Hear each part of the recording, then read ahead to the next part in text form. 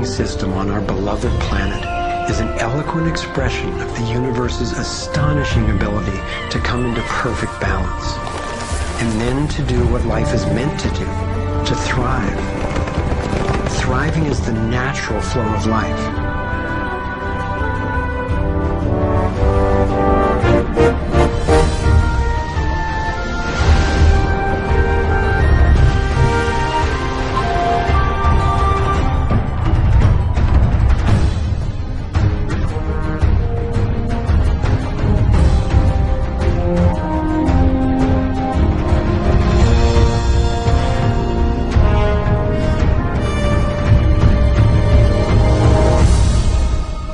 Consider what is surely one of the greatest wonders of all, how a tiny egg and a single irrepressibly plucky sperm can unleash a process that brings forth in the end another one of us, a being of vast ability and unlimited potential, with a brain capable of complex and soaring self-reflection, legs made to dance and run, fingers nimble enough to weave a basket, play a violin, caress a face.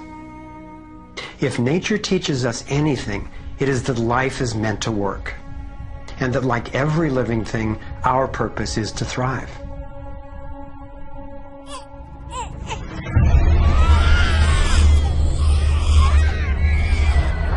And yet, for the majority of people on the planet, life is not about thriving. It's about surviving, just trying to hang on. Is this really the best we can do? Did the universe labor for nearly 14 billion years only to bring forth a species that would end up as an enemy to life itself and to its own home? I don't think so. My name is Foster Gamble, and I have spent nearly a lifetime trying to figure out what happened. What is happening that could account for the staggering agony and deprivation on this planet?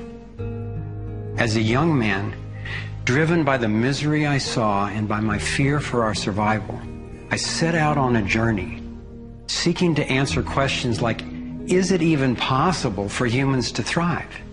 If so, why aren't we? My research led me to places I never expected to go, revealing surprising discoveries that seemed unrelated at first, but which turned out to be crucially connected, as you'll see. I found a code, a pattern in nature that's been embedded in arts and icons throughout the centuries. I believe this code holds the key to a new source of clean, sustainable energy that could completely revolutionize the way all people live.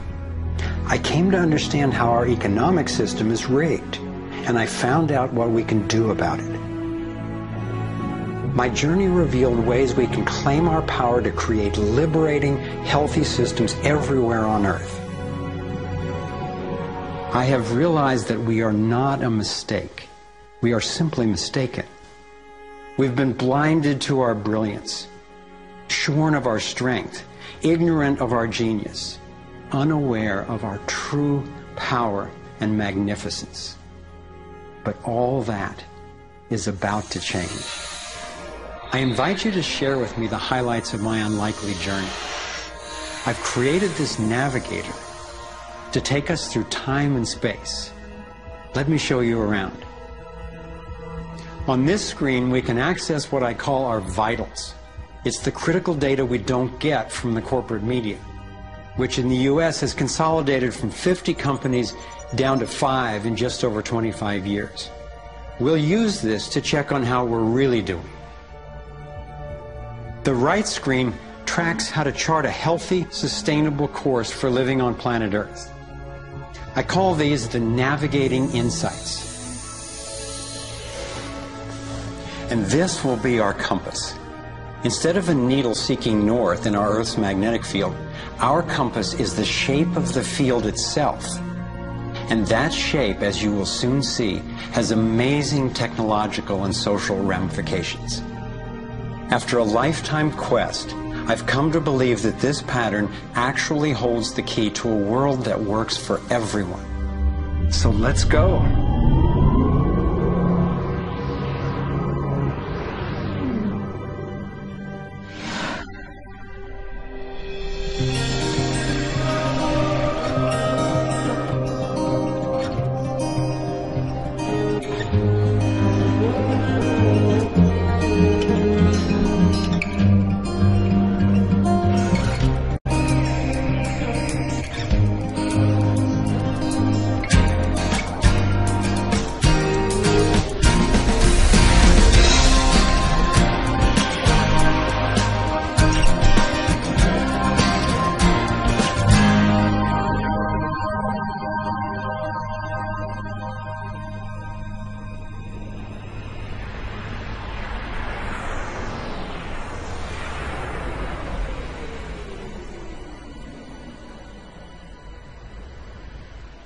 I grew up in a world of privilege and power, attending elite private schools and then Princeton University.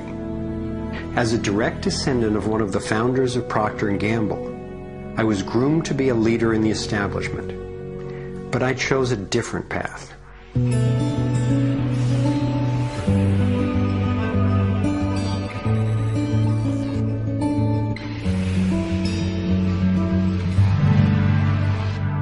I began to wake up when I was in elementary school. Adults were teaching me that the way to protect myself from a nuclear explosion was to duck under my desk and cover my head. That's when my serious questioning began. A couple of years later, I had a direct experience of universal energy. It happened one day when I was riding on a school bus, gazing out the window. I had a vision of a whirlpool pattern, and I just knew that the flow of energy I was seeing was the same in an atom as in our entire solar system. I felt deeply that I, too, was somehow made of that same pattern. This vision was what originally got me into science, into trying to figure out how the universe works and how we humans fit into the overall pattern of life energy. Years later, I learned that the pattern I saw is known by some in the scientific world. It turns out that in 1921, Albert Einstein got a Nobel Prize for discovering that when energy is released in the universe, there are little packets of wholeness that emerge. This pattern actually tells us a lot about how life evolves. Considering the enduring wonders of creation throughout the universe, and how unsustainable so many of our human systems are, I figured learning how the universe creates and sustains life would actually be quite useful. Each of these little packets of wholeness that Einstein discovered, called a quantum, is made out of its surroundings, but is distinct within it, like a whirlpool in water. These packets are always the same pattern, no matter what size, and they are surprisingly relevant to issues as seemingly disconnected as the wars in the Middle East, the global financial collapse, and how to achieve justice for everyone. We're about to explore how. Mathematicians call this pattern the torus. The energy in a torus flows in through one end, circulates around the center, and exits out the other side. It's balanced, self-regulating, and always whole. I was first officially introduced to the torus by scientist and inventor Arthur Young. Futurist Dwayne Elgin explains how the torus is the primary pattern that nature uses for life at every scale. Evolution means to unfold, to roll out. So the question is, what is the universe rolling out? And what the universe is rolling out is self-organizing systems, and you can see this at every scale. A self-organizing system is a technical term for just a system getting a hold of itself, knowing itself, essentially. And if we go to nature, we can look at and we can see these self-organizing forms throughout. We can see it in the cross-section of an orange, the cross-section of an apple. We can see it in the dynamic nature of a tornado. We can see it in the magnetic field around the Earth, a similar magnetic field around an individual. We can see it in the structure of an entire whirlpool galaxy. We can see it in the structure of a small atom. At every scale, throughout its entire history, the universe has one single project. It's growing toruses. The universe is a torus growing factory.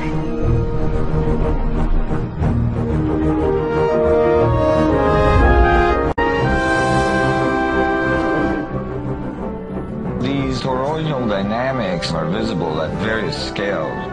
One of them is at the galactic level, which are huge spinning structures with billions of stars in it. Looks like typically big arms of galaxies spinning around, and they have vortices that goes from the center out to the edge of the galactic halo that surrounds them. Stars move from this galactic disk out to the halo, down the vortices, and back out again. Stars like Arcturus, for instance, we know have done that path already. That's the appropriate description even for the atmosphere of our planet. The weather goes from the North Pole down to the equator and then back up, from the South Pole up to the equator and then back down. Even the dynamics on the surface of the sun are very similar. Of course, here we're looking at it from an external perspective on a small scale model. When you look at the solar system embedded in the galaxy, embedded in the cluster, embedded in the supercluster, we're traveling in this boundless sea of infinite torus flow.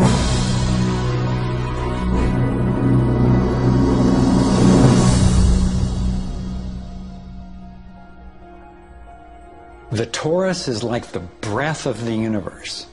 It's the form that the flow of energy takes at every scale of existence. But there's also an underlying structure in how the flow fits together, sort of like a skeleton. It's called the vector equilibrium, a term coined by one of the 20th century's greatest thinkers, Buckminster Fuller.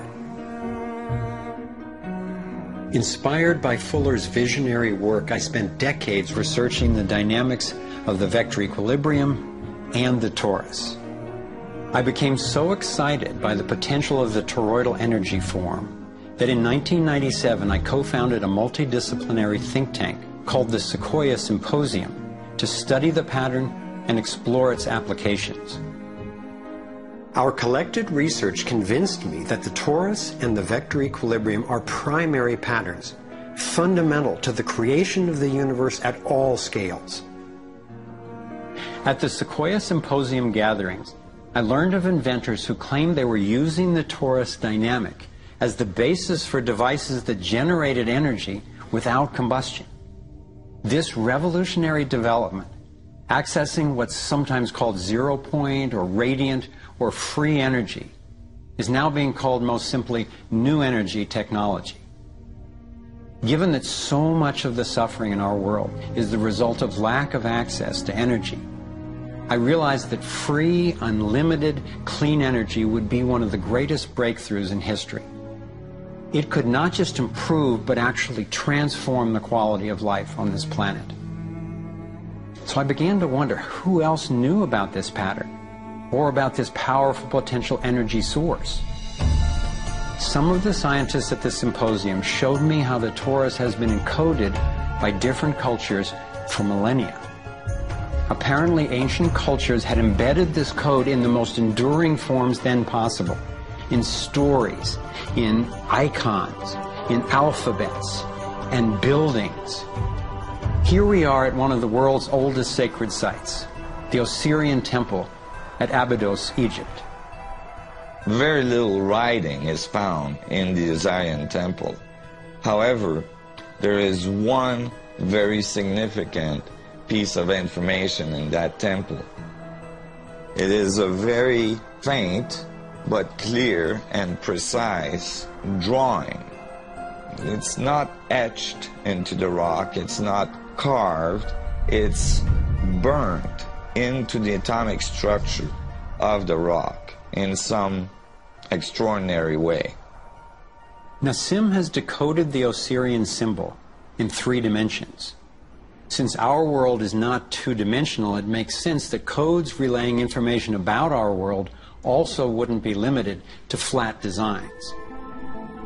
His 3-dimensional version of the Osirian symbol starts with the vector equilibrium, a perfectly balanced force field with 12 equal energy lines radiating out. They stabilize its center like the 12 spokes of a wheel. The primary pattern of balanced energy flow around this structure is the torus.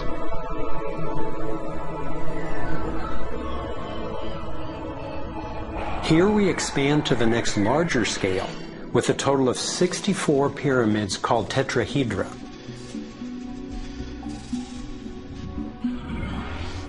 If we then put spheres in, representing the toroidal energy field surrounding each of the pyramids, and then we drop away the pyramids,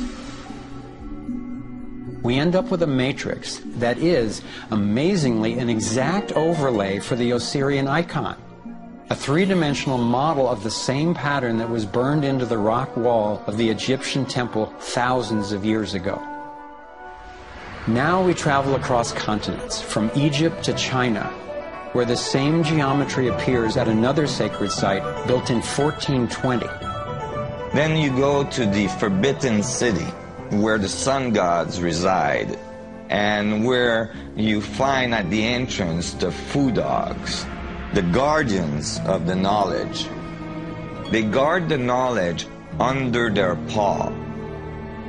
The same geometry of 64 energy units is encoded again. I started wondering, is it just a coincidence that the exact same design appears in significant places on two different continents? But then Nassim showed me that this geometry of 64 is encoded time and again in cultures across the centuries and from all over the world. The Hebrew Kabbalistic tree of life creates the same structure we just saw, with the vector equilibrium again embedded at every level. The ancient Chinese system of wisdom called the I Ching is based on 64 hexagrams, symbols with 6 lines in a set, some continuous, some broken. These can be put together as the 6 edges of a tetrahedron, and together would form the 64 tetrahedron crystal.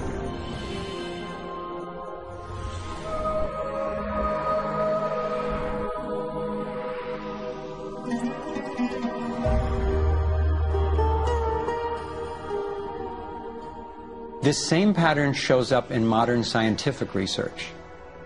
The double helix has an alphabet of 64 codons that are used to encode our human DNA.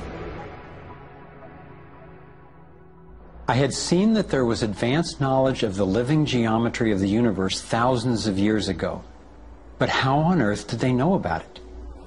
Most of the stories of ancient Egypt and Mayan and Incas talk about sun gods coming to the earth and teaching them engineering and writing and all of their science. I started to wonder if all these sun gods were not advanced civilization coming from another part of our galaxy. These texts and many ancient cultures describe them as coming in flying boats, or in the Vedic tradition, flying machines, and so on. There is many mention of these sun gods coming through time.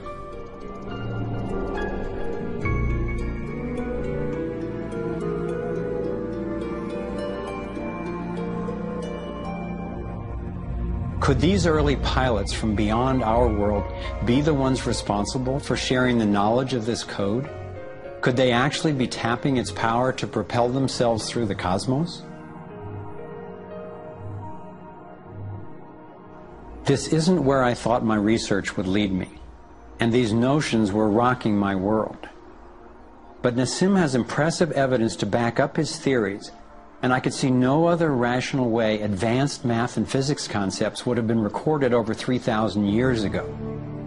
I sought out one of the most knowledgeable investigators, Dr. Stephen Greer, the founder of the Center for the Study of Extraterrestrial Intelligence. He's conducted hundreds of interviews with top-ranking government and military witnesses.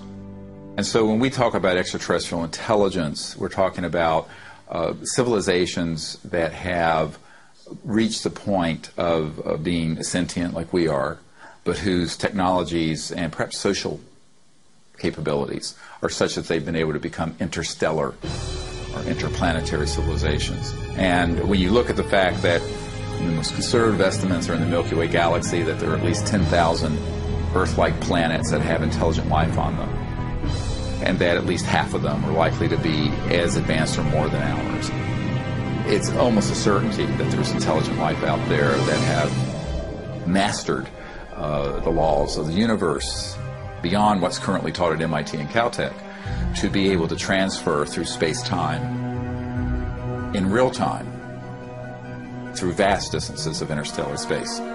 We have over 4,000 cases where these objects have landed on terra firma and left physical evidence. We have over 3,500 pilot cases. We have hundreds of cases, including ones from the highest ranking investigator at the FAA, John Callahan, and numerous other operators where these objects have been tracked on radar going tens of thousands of miles per hour or dematerializing and then reappearing in another point in the sky. Yes, there have been ET visitation, there have been crashed craft, there have been material and bodies recovered. We have contact with aliens not originating from some foreign country, but from some other solar system. And I have been a party to that. There were documents that I have seen that refer to the Roosevelt having several instances of UFO flyovers, and particularly after they took on board nuclear weapons. And my SEAL told me, Jordan, this, what have you got in your log? This never happened. The crew going on duty and the crew coming off duty all saw the UFO just hovering in midair. It was a metallic, circular object, and from what I understand, the missiles were all shut down. That means they went dead, and something turned those missiles off. Now, remember, all this stuff is flying at several thousand miles an hour. So this thing fires a beam of light at the warhead, hits it, and then this thing flies up like this. Meanwhile, we're all going like this, fires another beam of light, goes around like this, we're going like this, fires another beam of light, goes down like this, fires another beam of light, and then flies out the way it came in. And the warhead tumbles out of outer space. The feeling at the time was that it must have been extraterrestrial. They took the film and they spooled off the part that had the UFO on it, and they took a pair of scissors and cut it off. They put that on a separate reel, they put it in their briefcase, they handed Major Mansman back the rest of the film and said, here, I don't need to remind you, Major Mansman, of the severity of a security breach. We'll consider this incident closed. But who do you tell that you were involved in a UFO incident without them looking at you like you ain't wrapped too tight?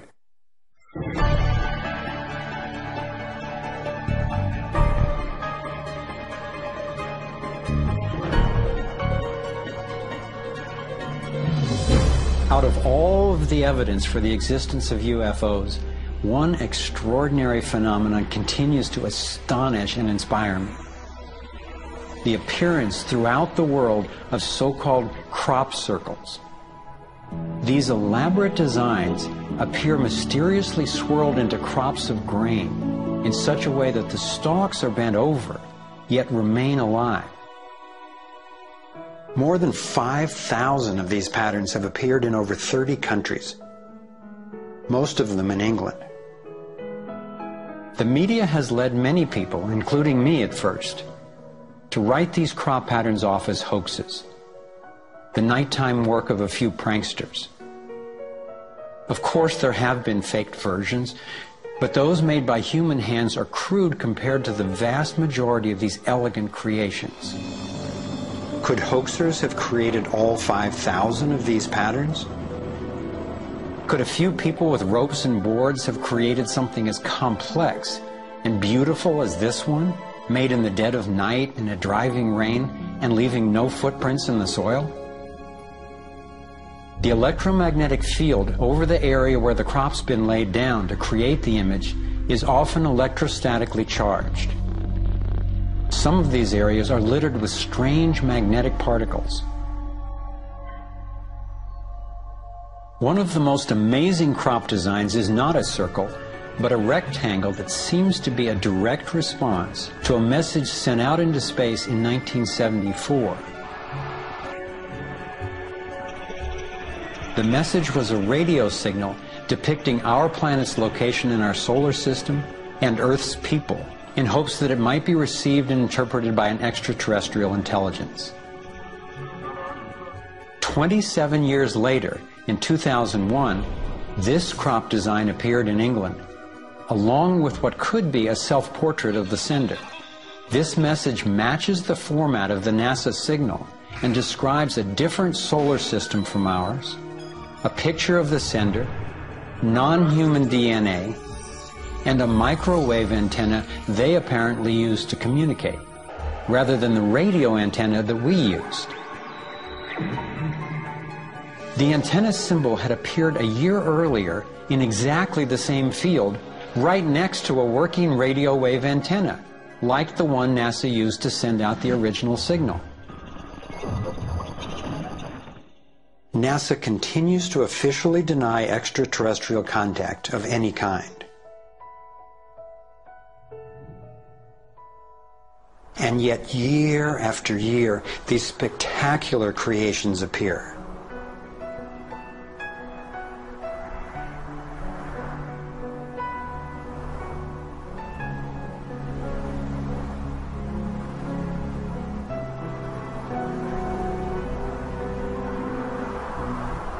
So what might these remarkable designs mean?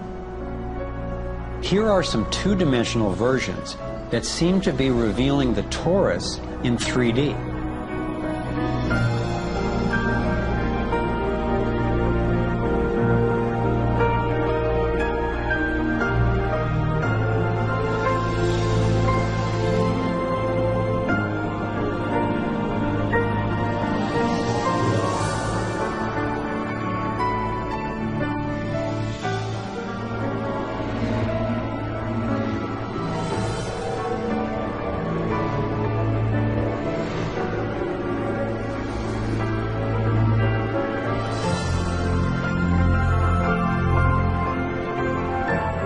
And here is the vector equilibrium.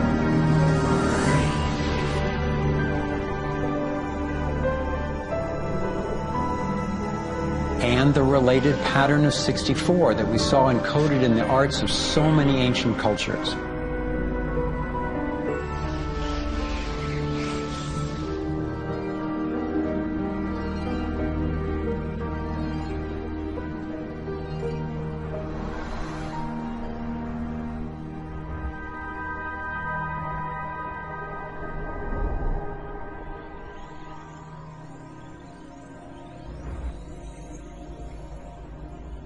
When I saw the coherence between the crop circles and the ancient encodings, I thought regardless of whoever created them and wherever they're from, there must be an important purpose to these designs. They're so coherent. I've come to believe that the pattern of the torus and the vector equilibrium, especially in the form of the 64 tetrahedron crystal, is showing us how energy works in the universe so that we can learn to align with it. I believe that they're giving us a model for accessing energy in a clean, safe, and limitless way, and a new means of propulsion. What more important message could there be to get to us, and especially now, from their perspective, as we're beginning to extend our careless reach beyond our planet? I got further confirmation of this notion when I met Dr. Jack Kasher, a former professor of physics at the University of Nebraska, who has also researched UFO phenomena. Presenting at a Sequoia symposium, Dr. Kasher showed a remarkable series of drawings by a woman named Lane Andrews, who claimed to have been invited onto an extraterrestrial spacecraft. I was startled to see her detailed sketches of the toroidal energy field that she said propelled the vehicle and protected the passengers. I subsequently interviewed James Gilliland. James has many hours of UFO footage from his ranch near Mount Adams in Washington State. He also claimed to have gone on board an alien spacecraft. What blew my mind was that he had never met Lane Andrews and had no knowledge of her experience, yet he described a phenomenon that was amazingly similar: numerous ships with spinning rings of light. Could it simply be coincidental that James and Lane described the same torus dynamic, and that both of these people have been harassed extensively by government and military agencies? To some, the idea of UFOs may sound crazy, and yet from another perspective, it is completely plausible. The Earth is about 4.5 billion years old. That's 4,500 million years old. What if there's another planet that's almost exactly like us? Almost exactly. 4,501 million years old. They're a million years ahead of us. And on a galactic scale, they're almost our twin brothers. So where are we going to be in a million years? We'll have solved all these problems, and there's another way, whether it's wormholes or warping space. There's got to be a way to generate energy so that you can pull it out of the vacuum. And the fact that they're here shows us that they found a way. This is a major shock to the human system that is in process. I understand why people in our generation, people who aspire to positions of political leadership, etc., never dare go near that question, because it's a worldview challenge. It's a fundamental worldview challenge.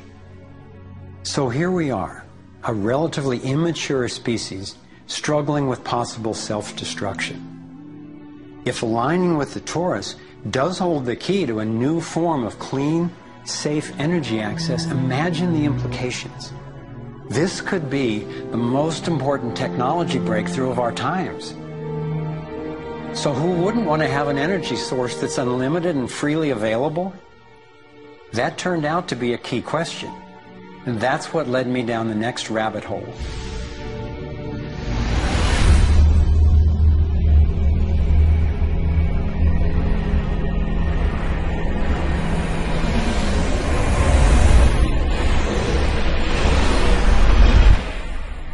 It turns out that scientists as far back as the early 1900s have been developing alternative ways to access electricity without combustion. Nikola Tesla believed he had tapped into what he called radiant energy. Many scientists believe he was accessing what's now called free energy. But before Tesla could finish the project, his financier, banker J.P. Morgan, who had a monopoly on the copper used for electrical lines, recognized how Tesla's invention could transmit electricity without wires. He then shut down Tesla's funding. Tesla's lab was burned down and he was ostracized, all for trying to implement his vision of unlimited energy for everyone.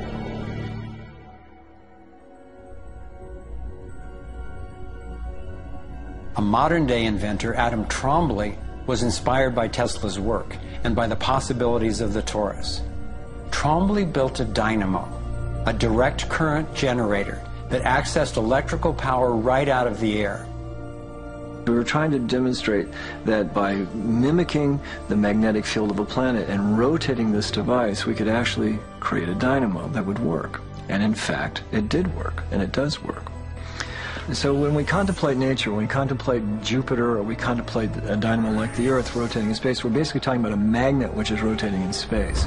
And the lines of flux of the magnet are pouring down and through in this toroidal pattern of the magnetic field.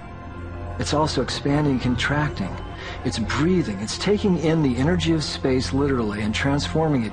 Right here in this toroid, we have enough energy to transform the entire Earth. And that's not just a theoretical statement, it's literally true. To contemplate the implications of this means that every single place on Earth suddenly has power.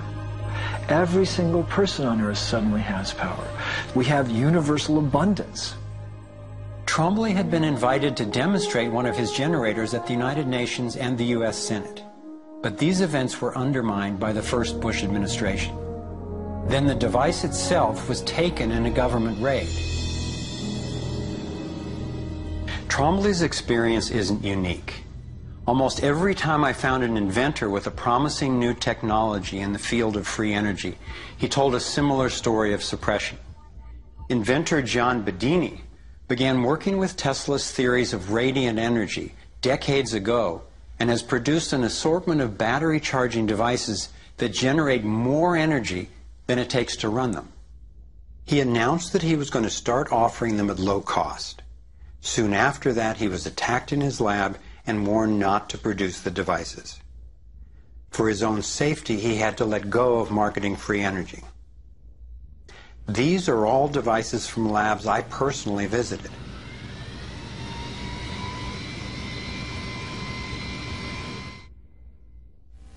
Now,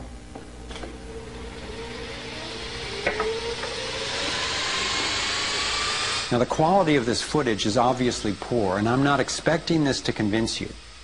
My point is that being there with these inventors, accompanied by experts, and seeing these new energy devices in operation convinced me that the technology is real.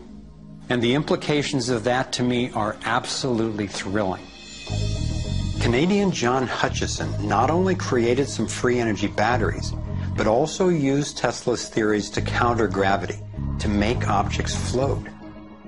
This could revolutionize the field of propulsion. His lab was raided and equipment was taken by police and government officials in 1978, 1989, and again in 2000. One of the scientists we were going to interview for this film was Dr. Eugene Malov, an engineer from MIT and Harvard, and editor of Infinite Energy magazine, which covers both theoretical and technological developments in the new energy field.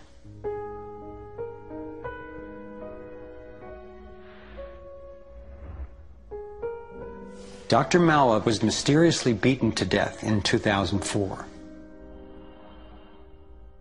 If these inventors were all hoaxers and charlatans, I wondered, why are they being suppressed so consistently and so brutally? I asked free energy inventor Adam Trombley why he thought this technology was being suppressed, and if the UFO phenomenon was related. We've had major military people at great risk to themselves say, yes, these things are real. Why do you think the military-industrial complex doesn't want that statement to be made? Because you start thinking about what kind of technology is behind that. That's the bottom line. The suppression of UFO phenomena is hand in hand with the suppression of so-called free energy. The energy is extracted from the fabric of the space around us, which means it cannot be metered. That is a direct threat to the single largest industry in the world, energy. It's goodbye ExxonMobil, goodbye oil, goodbye coal, goodbye linear transmission of electricity through power lines, all that gone.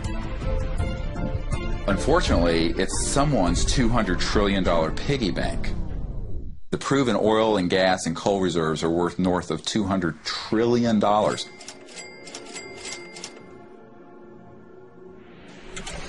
This information coming out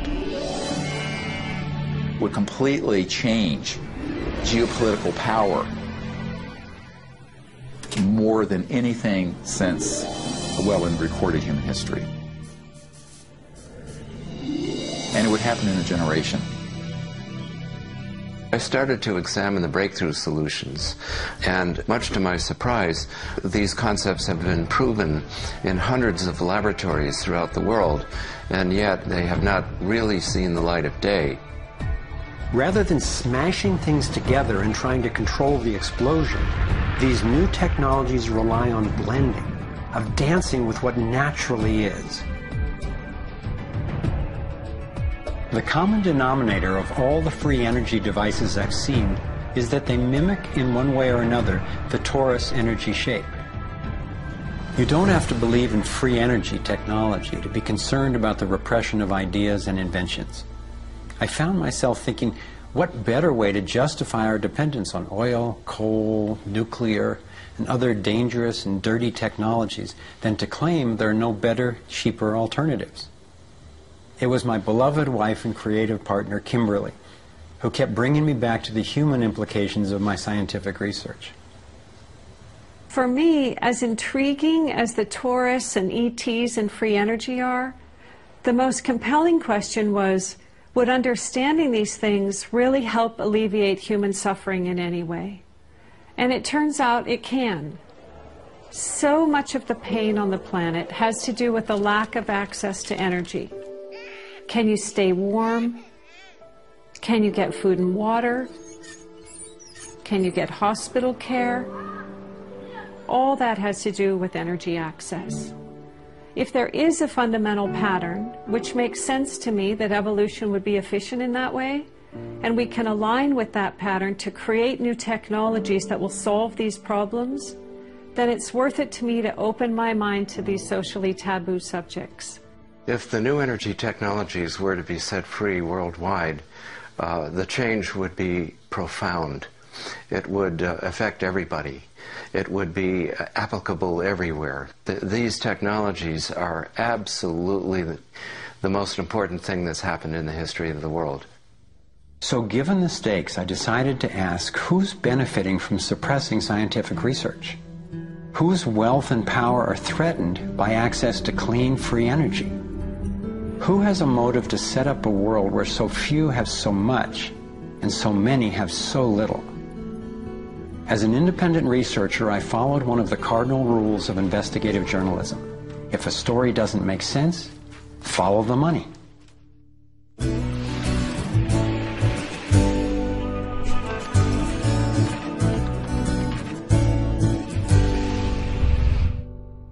Our being dependent on oil ensures that energy corporations continue to reap phenomenal profits. I see them committing huge resources to undermine energy alternatives, to control global reserves, and to maintain high oil prices. They have enough money and influence to suppress anything that might threaten their monopoly. So who's behind the huge energy corporations? The Rockefellers' oil empire got started in 1870 when John D. Rockefeller founded Standard Oil and became America's first billionaire. Standard Oil has since morphed into ExxonMobil and others. And the Rockefellers control our food as well. They were primarily responsible for the global shift to large-scale petroleum-based agriculture. I remember the so-called Green Revolution of the 1960s and 70s. Like most people, I thought it was a great thing. It was, however, based on the planting of huge plots with a single crop using vast amounts of oil-based fertilizers, herbicides, and pesticides. The Green Revolution was the brainchild of the Rockefeller Foundation's Natural Science Division in partnership with large agricultural corporations.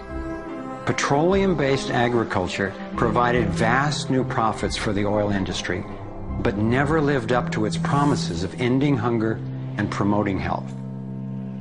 The Green Revolution did at first increase productivity because every bit of soil was being used for immediate production. But its true costs can now be seen. Taxpayers pay billions in subsidies to giant agribusiness corporations.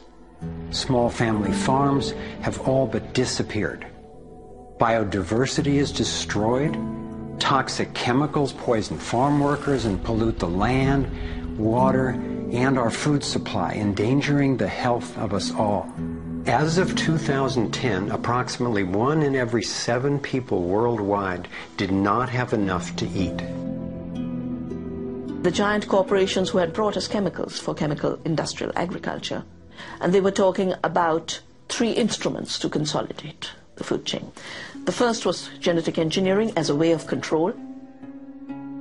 The second was patenting seed and patenting life as a way of control, declaring seed to be private property, treating the saving of seed by farmers as a crime, as a theft of intellectual property.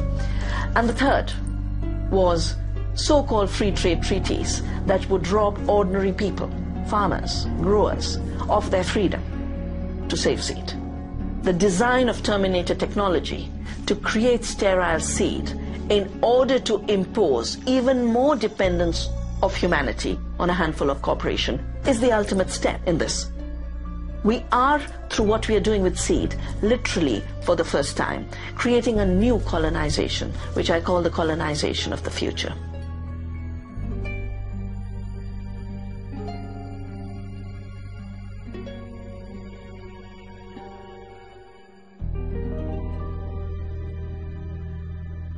So in 2 crucial areas, energy and food, the same elite banking families and their corporations have taken control, and the consequences have been devastating. For me, it was overwhelming at first to discover such a monopoly of influence, but I knew it was important. Like learning you have a tough but treatable disease. It helps to understand what's causing it and how it operates if the goal is to cure it. So I continued my investigation. If oil and food are controlled by the big banking families, where else does their influence show up? As I followed the money, I began to see this same pattern of control in just about every area of our lives. and I always found the same families in charge, either directly through their banks and corporations or indirectly through their major foundations. Again, it was the Rockefellers who created the National Education Association with help from the Carnegie Foundation and later from the Ford Foundation. What the captains of industry wanted from our schools was an obedient and docile workforce who would be manageable employees and eager consumers. Schools are to establish fixed habits of response to authority. That's why it takes 12 years. You're to respond reflexively when anyone in a position of authority tells you what to do. Like education, health is yet another area dominated by big money and corporations. The American Medical Association, for example, is largely funded by the Rockefellers, who use their funding to influence AMA research and decision-making. The average MD in 4 years of medical school takes one course in nutrition, 2.5 hours in many cases, and the materials used, the curriculum materials, are supplied by the National Dairy Council and the National Livestock and Meat Board and other industries, including the Sugar Association, with products to sell that actually undermine our health in the first place. Unfortunately, the way the system of medicine is set up, medical education is primarily funded by pharmaceutical companies. So there's a motive to make and sell as many drugs as possible. It's also a very time-effective way of making money for the physician, for the pharmaceutical company, for the whole medical establishment.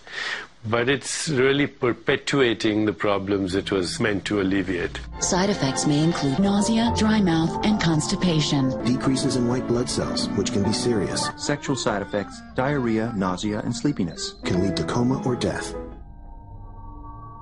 How far will these forces go to make a profit? Would they actually suppress cures for diseases the way they've suppressed free energy technology? Sadly, my research has shown me the answer is yes. One well-documented example is the case of Dr. Royal Rife. In the 1920s, Dr. Rife invented the most advanced microscopes of his time. He also developed a new technique he called coordinative resonance, which was apparently able to destroy cancerous tumors as well as viruses. In 1934, in clinical trials affiliated with the University of Southern California, Rife's treatment was tested on 16 terminally ill cancer patients. Within 3 months, they were all successfully cured. Soon after, a lab testing Rife's technology was burned down and a frivolous lawsuit was filed. Through the efforts of Morris Fishbein, head of the Journal of the American Medical Association, Rife was essentially shut down and ruined, his brilliant and promising work all but forgotten. It was really hard for me to consider that someone might actually be suppressing cures. And cancer has run through my family like a raging river. I found out that it's all about patents. If a pharmaceutical company can patent and make money from treatment, especially one that we have to keep on using, then that's what we get. Otherwise, we don't even hear about it. It's not just Rife who got shut down. Reen Case had an old Indian Ojibwe formula that was effective. Harry Hoxsey and Max Gerson had natural remedies that worked. But if you go and you look them up, the AMA makes them sound like complete quacks. And that's where following the money has been so helpful, because the same powers who control the AMA and their research and funding control the pharmaceuticals. So there's a multi-trillion-dollar financial incentive to suppress cures that can't be patented. Knowing that cures exist has not taken away the anguish I feel from losing so many people I love to cancer. It's given me something really satisfying to do with the pain. And I believe when we take the love and devotion that we have for everyone who's died and who will die unnecessarily, and direct it to developing and getting these cures out to people who need them, we can break this cancer legacy and heal.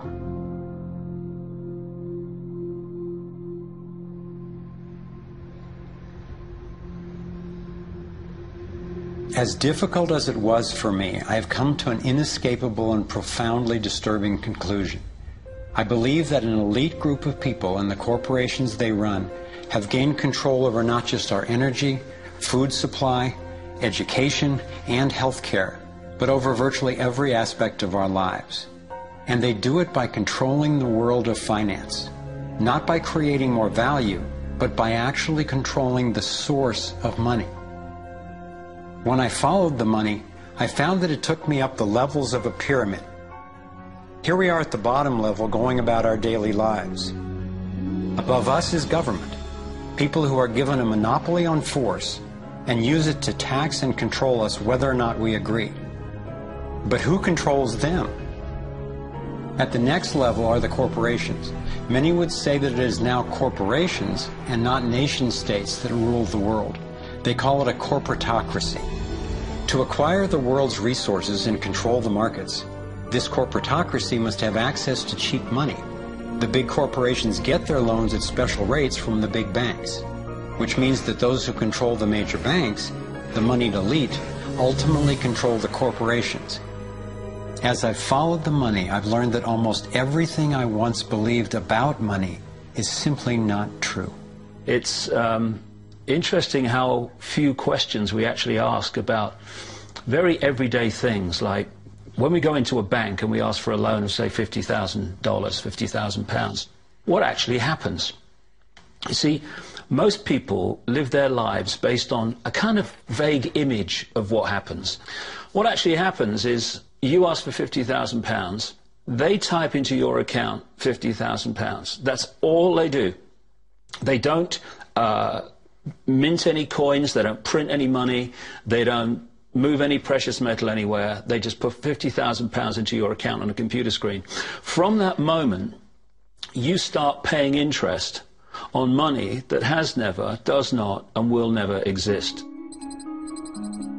It turns out that banks actually have about 9 times as much money loaned out as they have on reserve in their vaults. This is possible because of what's referred to as fractional reserve lending. The way it works is that the Federal Reserve, or the central bank in any country, is legally allowed to determine the amount a bank must have on reserve. In the U.S., it's currently around 10%. So if you deposit $10,000 into the bank sets aside 10%, or $1,000, and then loans out the rest of your money. The way it works is, say another person comes into the bank and asks for a car loan of $9,000. At this moment, the bank loans out the $9,000 from your original deposit. It isn't there anymore. The borrower then pays the person selling the car, and they go deposit the money into another bank, which is part of the same central banking system. This $9,000 is treated as a new deposit, and the process continues. The money gets redeposited and reloaned until the initial deposit of $10,000 becomes $100,000. The banking system just created $90,000 by loaning out your money. Apparently it began with the goldsmiths in the 17th century, when people were trading in gold. Gold was heavy to carry around, so people stored the actual metal in vaults and traded receipts instead. Those receipts were the first paper money. Since only a few people would withdraw their gold at any given time, the vault owners, basically the new bankers, began creating receipts for more metals than they actually held. They loaned out those receipts and charged interest on money, gold, that they didn't really have.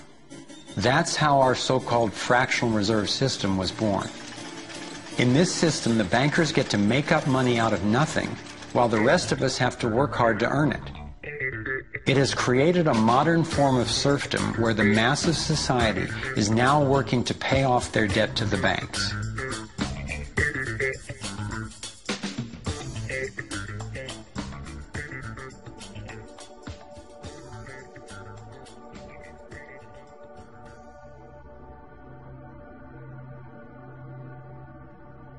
Under this fractional reserve scheme, we inevitably become debt slaves to a ruling class of financial elite, not because they are better or smarter than anyone else, but because they have rigged the system to benefit themselves at the expense of most people on the planet.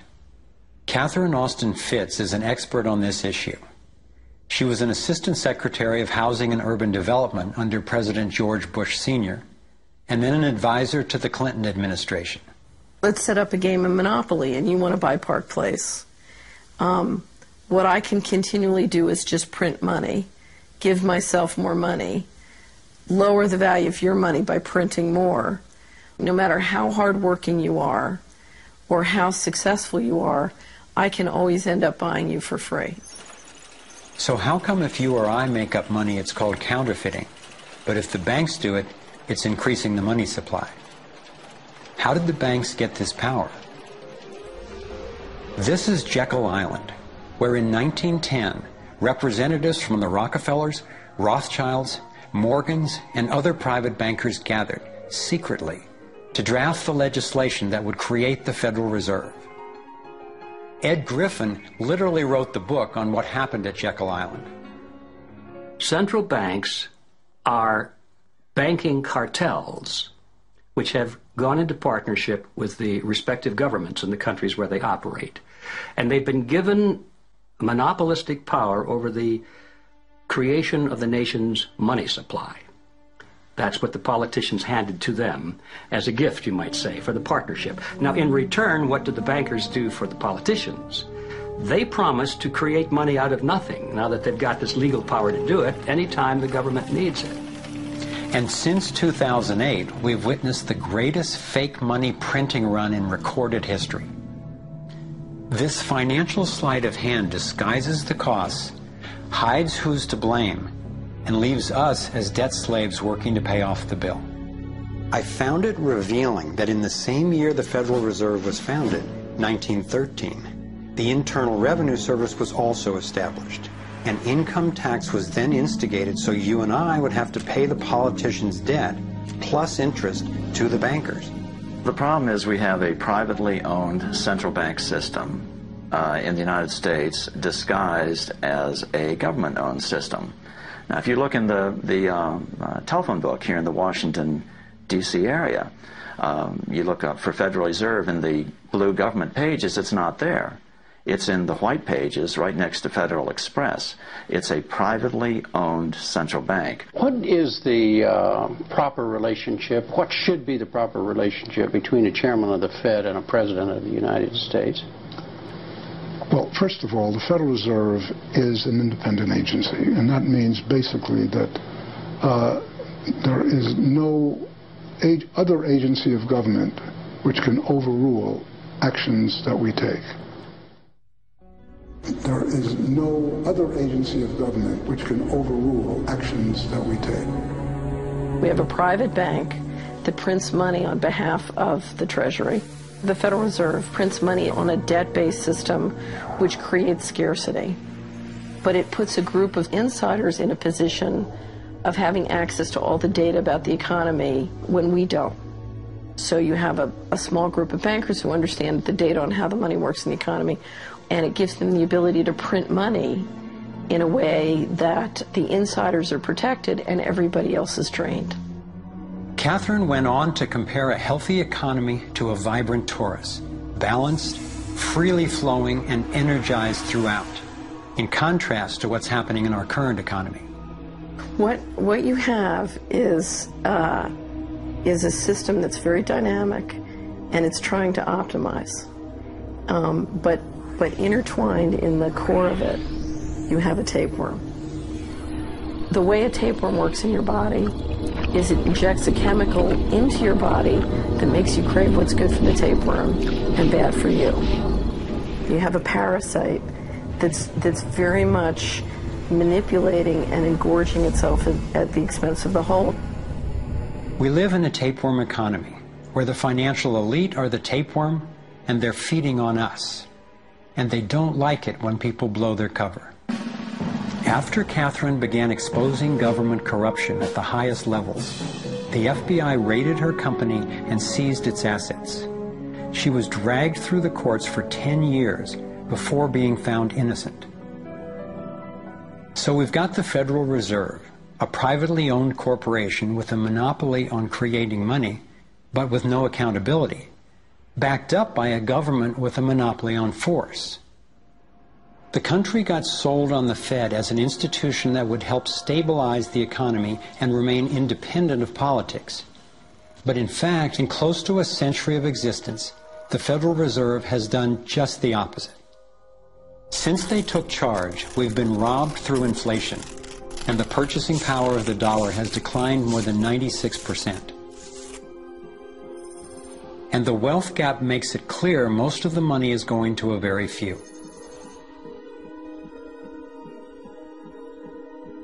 Only 16 years after the Federal Reserve was in power, America experienced the Great Depression. My research revealed that before the big crash in 1929, the elite bankers pulled their money out of the stock market. After the crash, they used that money to buy up cheap stocks and smaller failing banks for pennies on the dollar.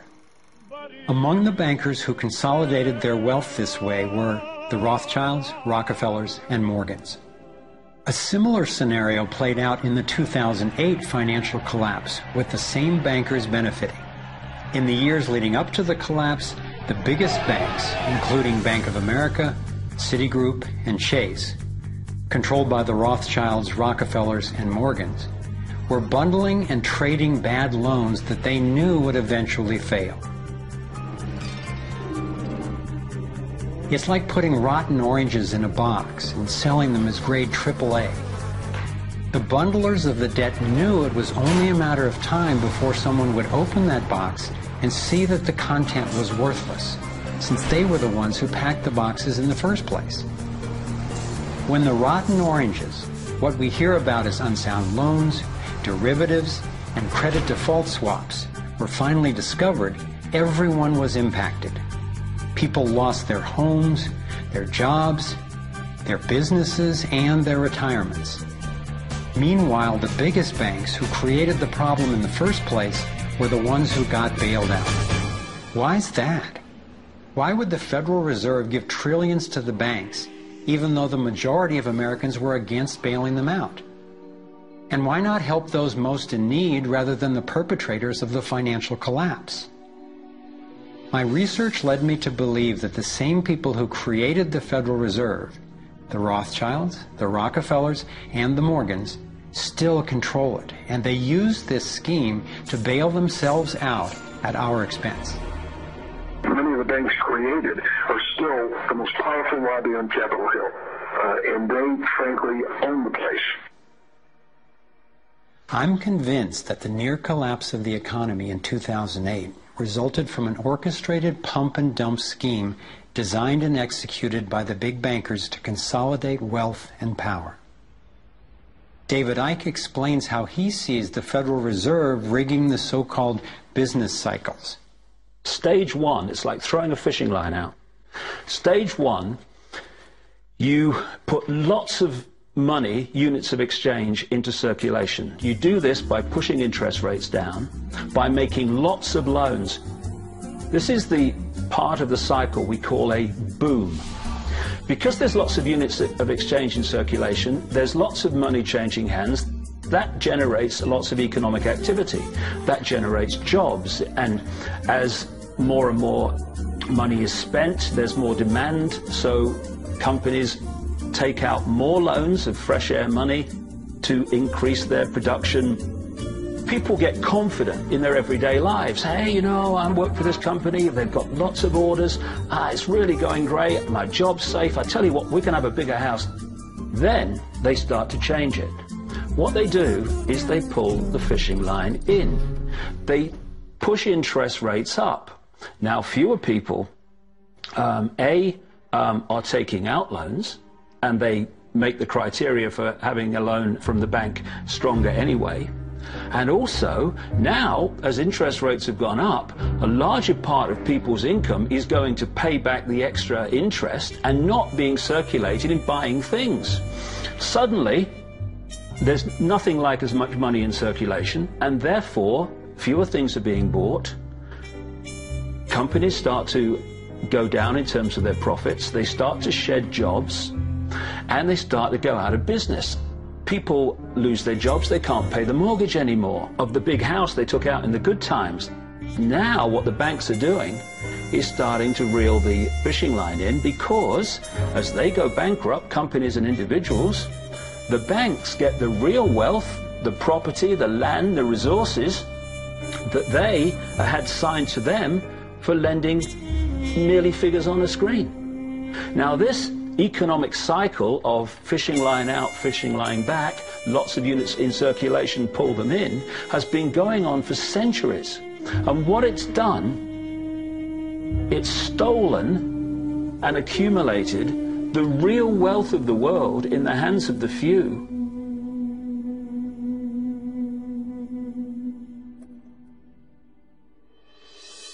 At the international level, central bankers use the World Bank and the International Monetary Fund to make more money while exploiting the resources of countries they lend to, bankrupting them in the process. The central bank of central banks is the Rothschild-created Bank for International Settlements. The elite are positioning themselves to control access to virtually everything we need to survive. No matter where you go in the world, the money is controlled by the banking system. They decide if people eat or if they don't eat. Who's a billionaire and who lives on less than $1 a day? He who controls the money controls the world, and a very few control the money.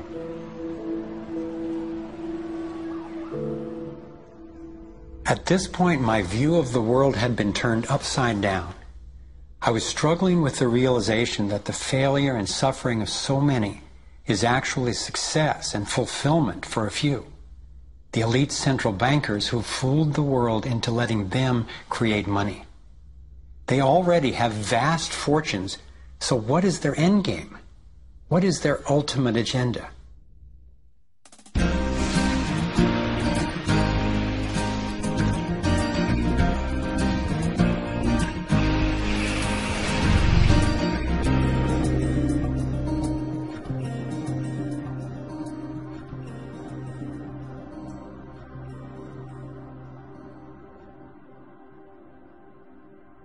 I kept running across compelling evidence and credible experts saying that the secret agenda of the banking elite is nothing less than total global domination.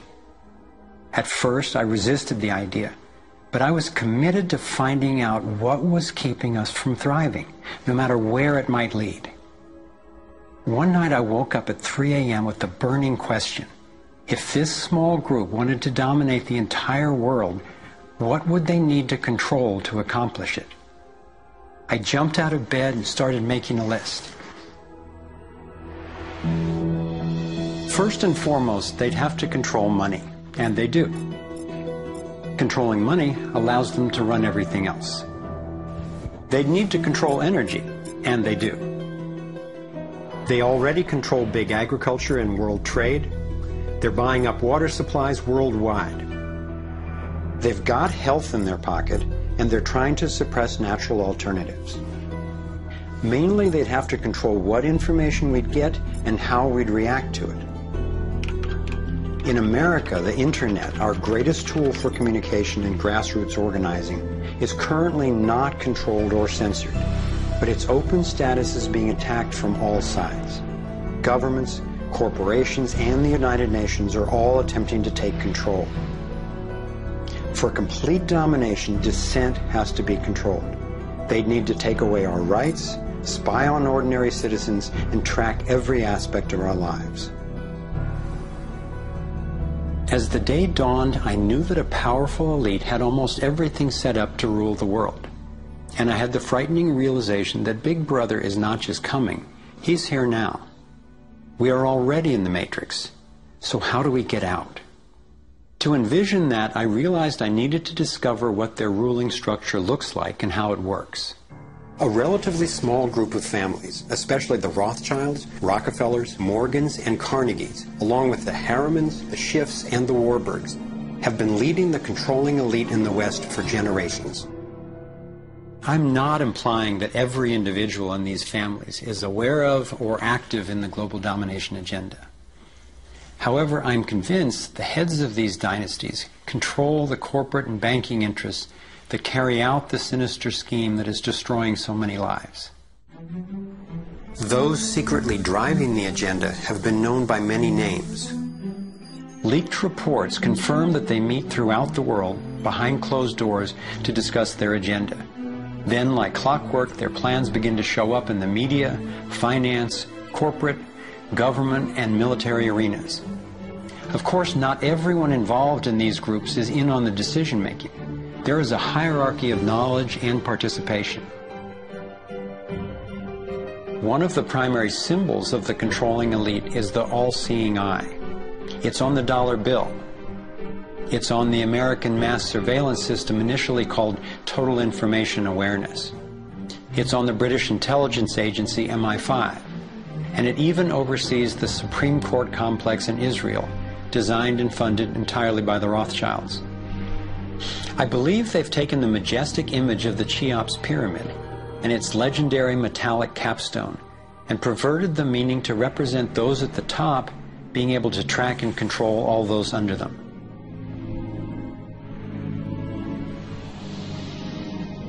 One of the painful ways this information has been used is by people who want to promote anti-Semitism. They wrongly call this a Jewish agenda and continue the ongoing racism that undermines and destroys so many lives. Let me be clear, this is definitely not a Jewish agenda. It's been documented that central bankers even funded both sides of World War II, as well as some of the corporations associated with Hitler's atrocities against the Jews. Since these people have more money than their families would need for generations, and since they have the power to create money, I don't believe wealth is their end goal. After you have all the material things that you could possibly want in life, what is left to excite you? And for many people, the answer is power, global power. They became intellectually elite. They began to think that they had a plan that was better than anybody else's plan.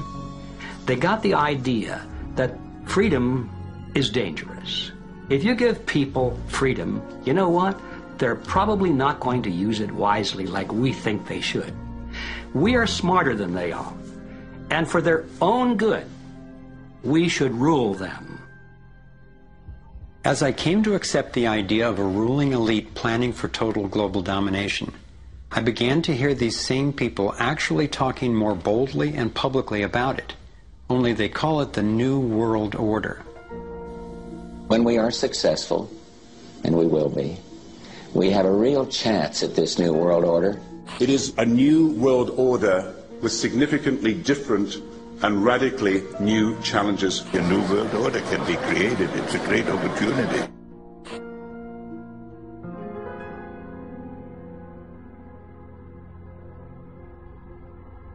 Given the condition of our world, a new world order can sound like a great idea.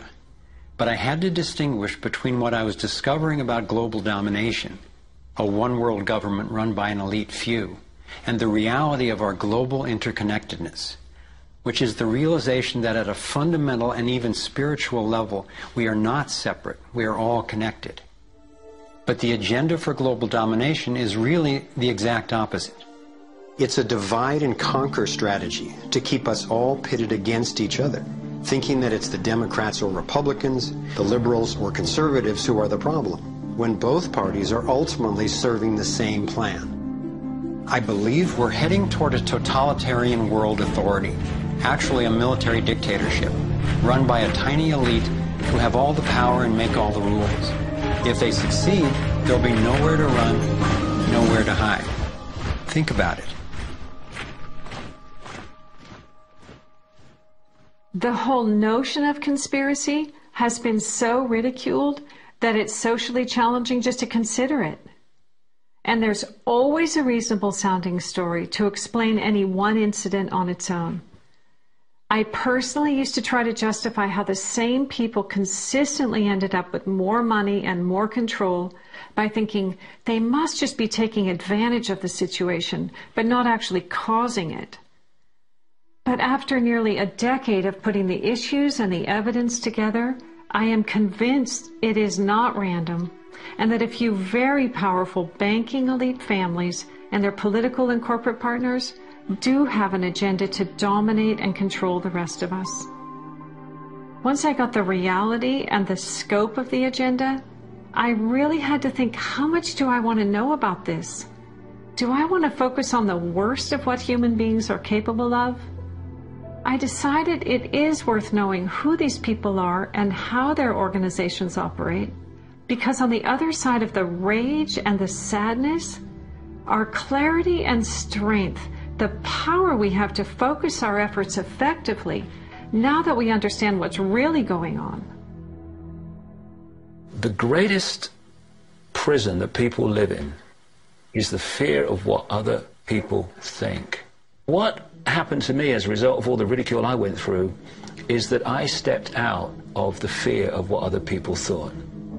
And it's only when you do it that you realize what a prison you lived in before. And what it gave me was a personal understanding of how easy it is for a few to control the many. All you have to do is dictate the norms in society, what is considered right and wrong, moral and immoral, good and bad, sane and insane, possible and impossible. And you build what I call a hassle-free zone. And if you live your life within that zone of perception, belief, and what you say and think, then people will leave you alone because you're normal.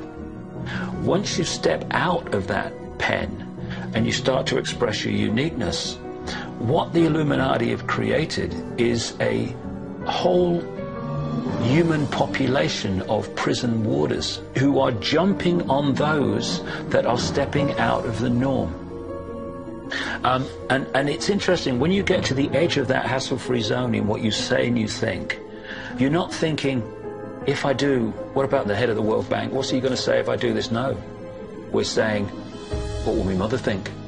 What about the guys down the bar and the people at work? What will they say? And what the Illuminati have done by creating the norms, they have created an absolute army of people to impose those norms on each other. Their grand strategy for global dominance is already being implemented. They are carving up the world into superstates that transcend national boundaries so that we are easier for them to manage. They have already established the European Union and the African Union. Politicians from the United States, Canada, and Mexico, under the title of the Security and Prosperity Partnership, have been working on the northern part of what could arguably be called plans for an American Union. This has been going on for years without citizen or congressional consent. A Pacific Union is already in process.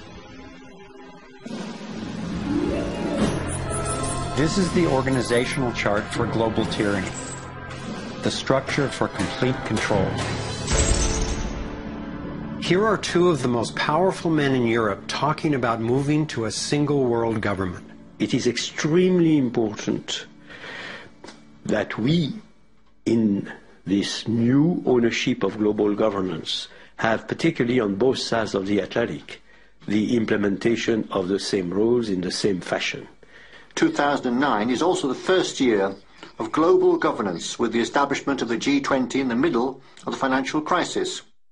On the international level, the central banking elite have put huge organizations in place to implement their policies, including the World Trade Organization, the World Health Organization, the World Bank, and the International Monetary Fund.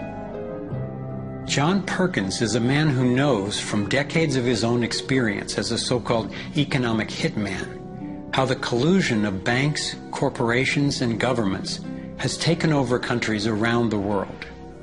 We use many techniques, but probably the most common is that we'll go to a country that has resources that our corporations covet, like oil, and we'll arrange a huge loan to that country from an organization like the World Bank or one of its sisters, but almost all of the money goes to U.S. corporations, not to the country itself. Corporations like Bechtel and Halliburton, General Motors, General Electric, these types of organizations, and they build huge infrastructure projects in that country, power plants, highways, ports, industrial parks, things that serve the very rich and seldom even reach the poor. In fact, the poor suffer because the loans have to be repaid, and they're huge loans, and the repayment of them means that the poor won't get education, health, and other social services, and the country is left holding a huge debt by intention.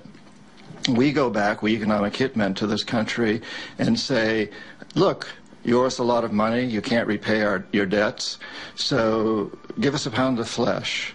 But as soon as one of these anti-American presidents is elected, one of us goes in and says, hey, congratulations, Mr. President. Now that you're president, I just want to tell you that I can make you very, very rich, you and your family. I've got several $100 million in this pocket. If you play the game our way, if you decide not to, over in this pocket I've got a gun with a bullet with your name on it in case you decide to keep your campaign promises and throw us out.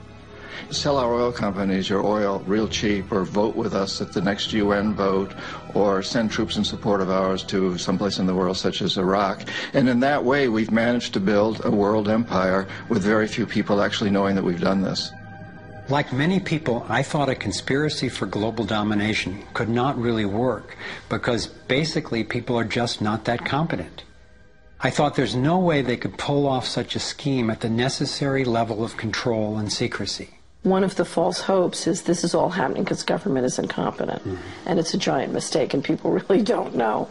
And of course, that's great air cover for the fact that the system really does know where it's going, and it's going where it wants to go, and it's being successful at it.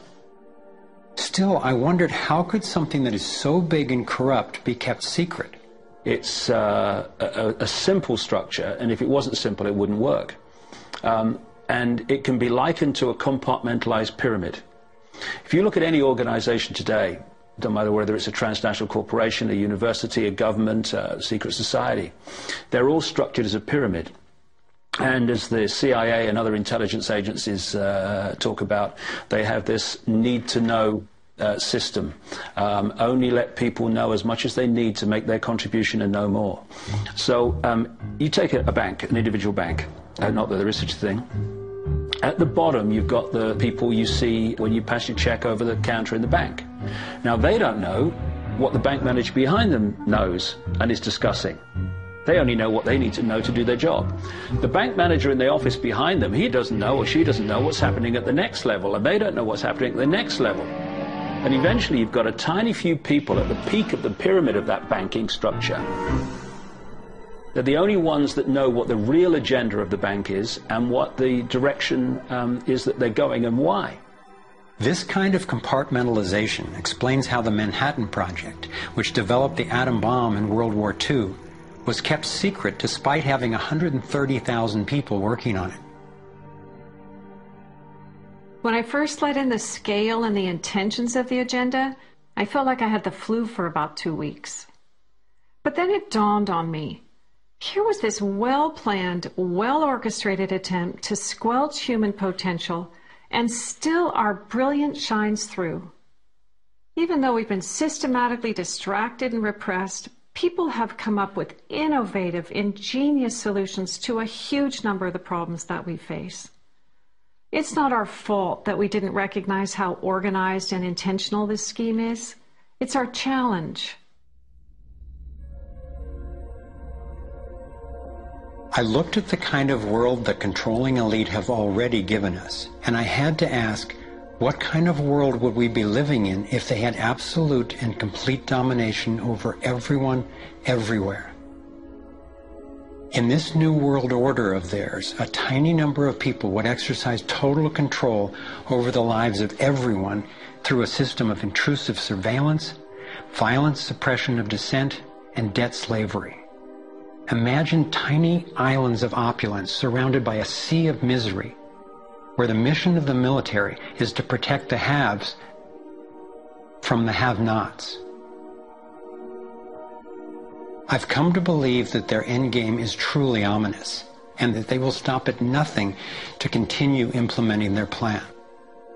As difficult as it may be for Americans to accept, I'm now convinced the agenda of the global elite includes destroying the financial strength and sovereignty of the United States. With its history of free speech and armed revolt, America represents the major hurdle to global consolidation of power. If they can succeed in bringing down this country, I believe the international elite intend to transfer the power and productivity of Americans to their one-world dictatorship, gradually taking over our lives in what David Icke calls the totalitarian tiptoe. Think about it.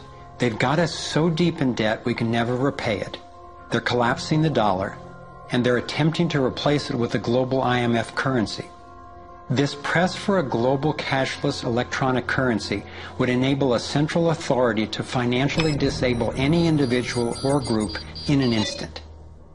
Now, for the first time in history, international taxes are being proposed under the pretense of addressing climate change. Like a Trojan horse, the suggested treaty unveiled at the 2009 Copenhagen Climate Conference appealed to our concern for the environment while distracting us from the fact that this unprecedented carbon tax would be paid to the World Bank and enforced by global police. There are ways to address our obvious need to curtail pollution without creating a tax base for tyranny. You want to change society in a way that you know that if you do it openly, you know you're going to get an adverse reaction. So you don't do it openly. You play problem, reaction, solution. Stage one, you create a problem. It could be a terrorist bomb. It could be a 9/11. It could be a run on a currency. It could be a stock market collapse, a government collapse. You tell the people your version of A, who did it, and B, why. And at this point, problem, reaction, solution would fall down if we had a media that was in any way related to journalism. Instead, the mainstream media is a public relations office for the official version of events. Turns out President George W. Bush was right about Saddam Hussein hiding weapons of mass destruction. The virtually only way or source of information that the public have about this event is from the mainstream media. And what they're looking at stage two of problem, reaction, solution is the reaction of outrage, of key fear. And they want the public to say to the government, something must be done, this can't go on, what are you going to do about it? And this allows stage three, which is those who've created the problem, glean that public reaction with a false story, to then openly offer the solutions to the problems they have themselves created. The idea of using tragedy, manufactured or simply utilized, was deeply significant in my finally understanding how far these people will go to achieve their goals. It's a documented fact that we entered the Vietnam War under false pretenses.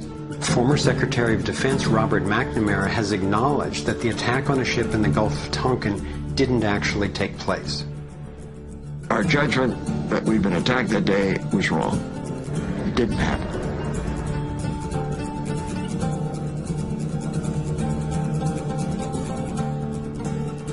More recently, former President Bush used non-existent weapons of mass destruction as a pretext for invading Iraq. Tactics like this are sometimes referred to as false flag operations. An increasing number of people believe that 9/11 was a false flag operation by the global elite in order to set the stage for taking over Middle East oil and dismantling U.S. constitutional protections. There are lights in the valleys. There are people under fire. There are children at the cannon. There is blood on the wire. There is blood on the wire. There is blood on the wire. There is. Most of what's needed for a police state is actually already in place. Right now in America, any of us can be imprisoned without warning or due cause, and we can be kidnapped, tortured, and assassinated illegally if the government decides what we are doing is a threat to their plan. All they have to do is name us as a suspect in their so-called war on terror. We're being watched more and more. In 2010, there were 30 million surveillance cameras recording us in the U.S. alone. When we demonstrate, we're now relegated to what are euphemistically called free speech zones. Zones for free speech?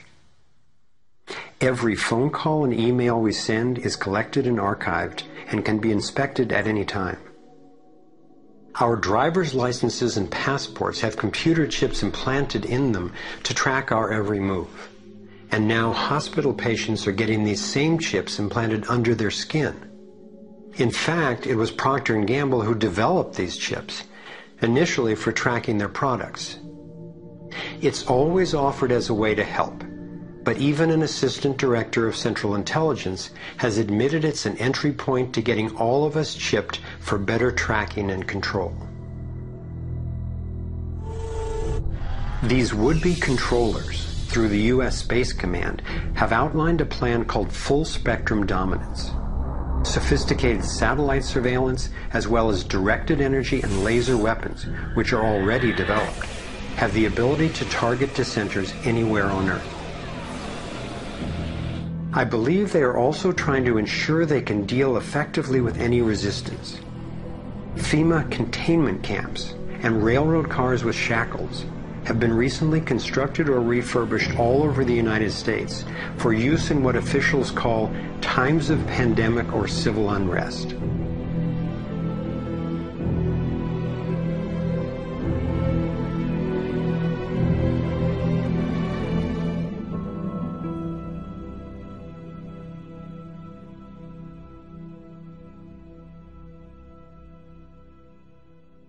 There's one more brutal realization about the global domination agenda that I need to share.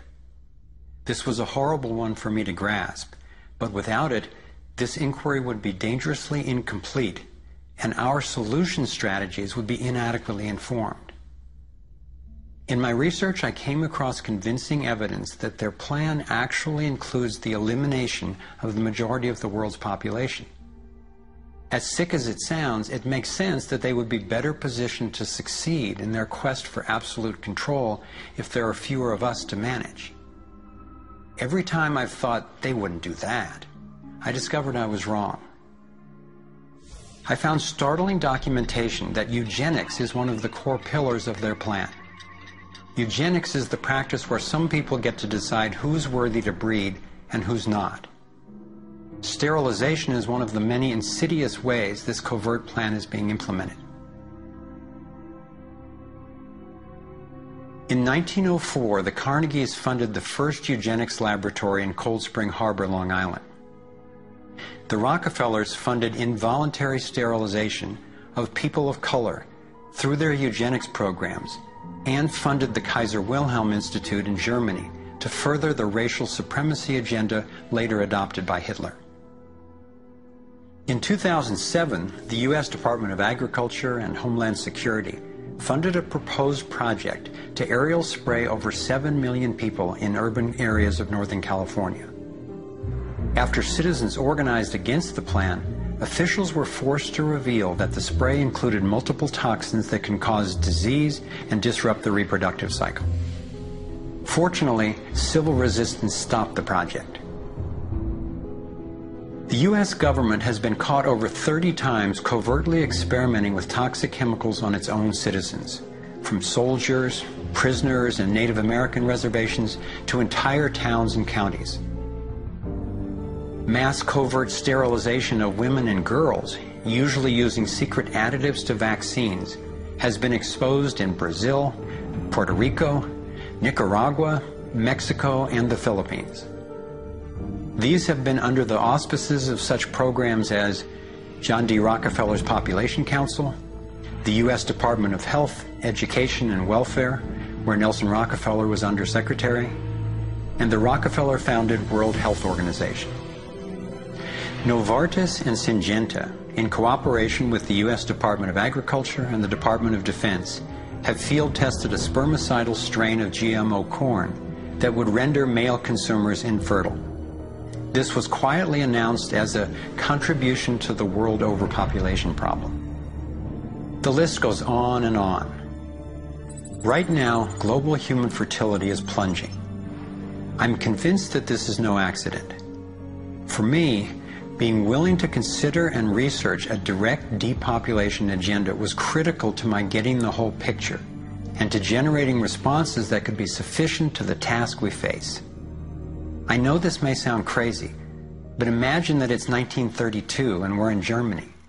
If I told you that in the next decade millions of people would be exterminated, you would say impossible. No one would do such a thing.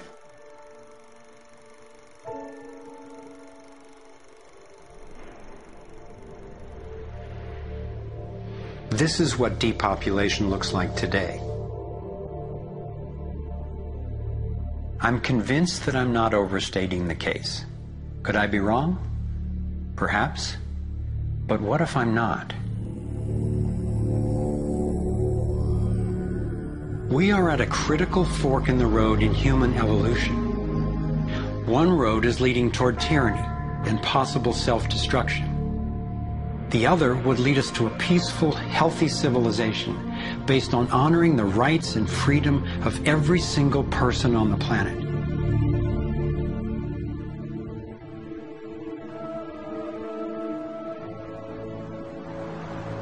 To set off in this new direction, it's up to you and me to clear that road. The time has come to say, enough. There is another way. I believe that together we have the knowledge, the resources, and the solutions to meet that challenge.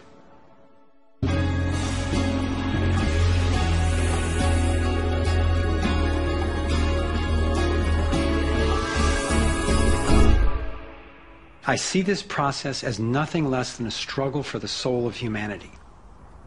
It begins with a shift in worldview, answering the question, who are we really? What is human nature? Are we humans what the elite would have us believe? Stupid, greedy creatures who, if left to our own devices, would devolve into violence and chaos, and so for our own good must be ruled over by a self-appointed elite? Or are we naturally caring and creative?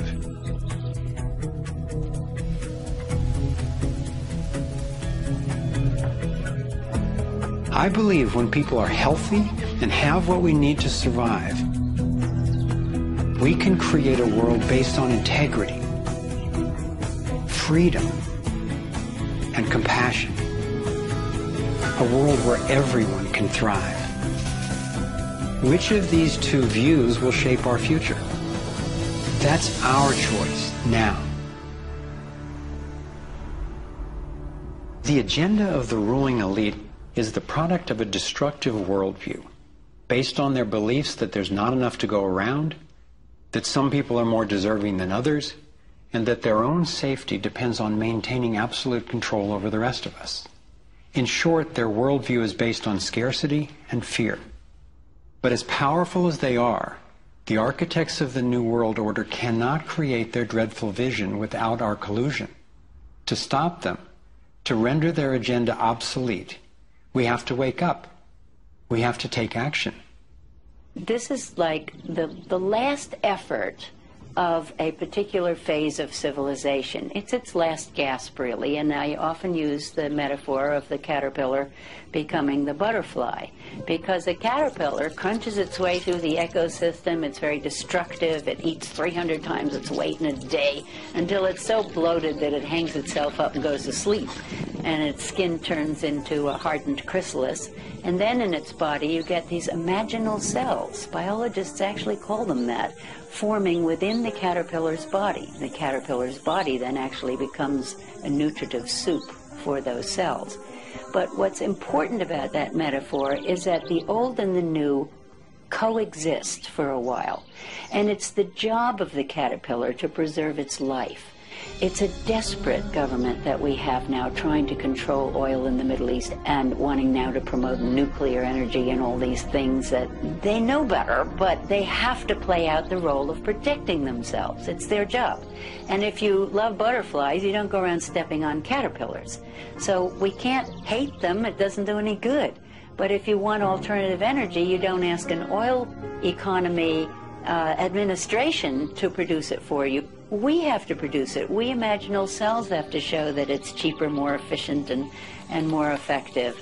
Our job is to build the new world.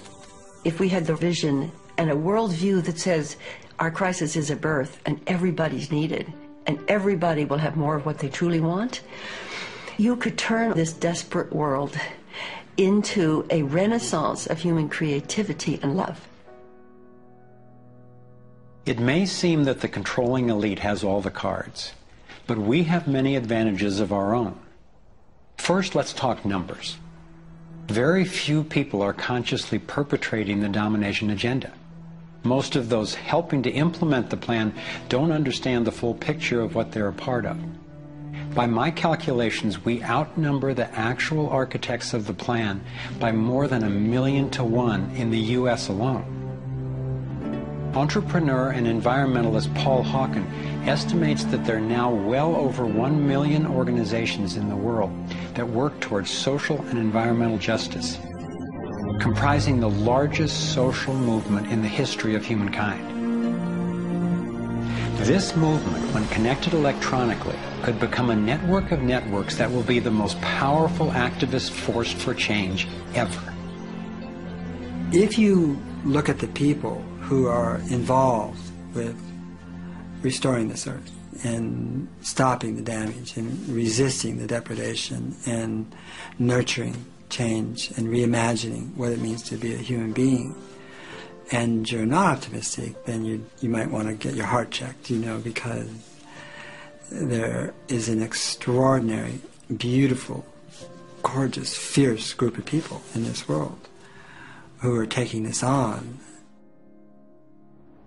The second important advantage for us is that all the power centers that the elite control require our participation. If enough of us withdraw our support, their plan can't work. This is true of the central banks, the military, the corporate media, the government, and more.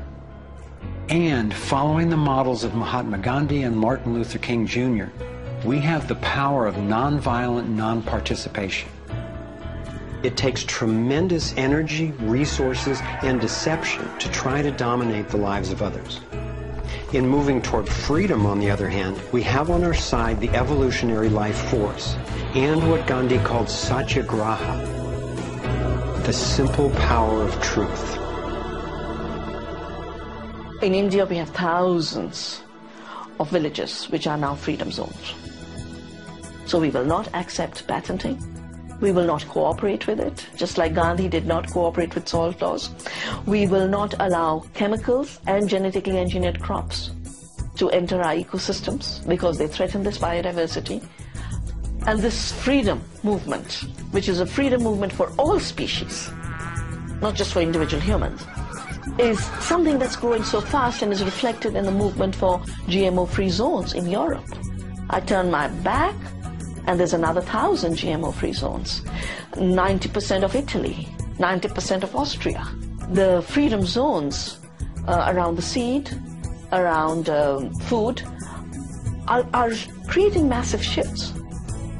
In Bolivia, a grassroots movement took to the streets, relentlessly banging pots and pans, and eventually stopped the foreign corporate takeover of their water resources.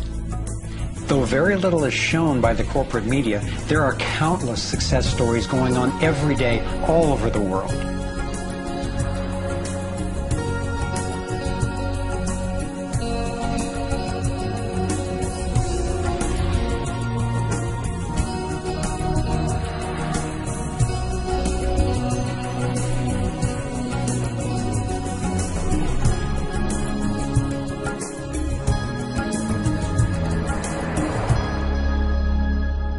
I wasn't willing to make this film until I knew there were responses that are a match for the crisis.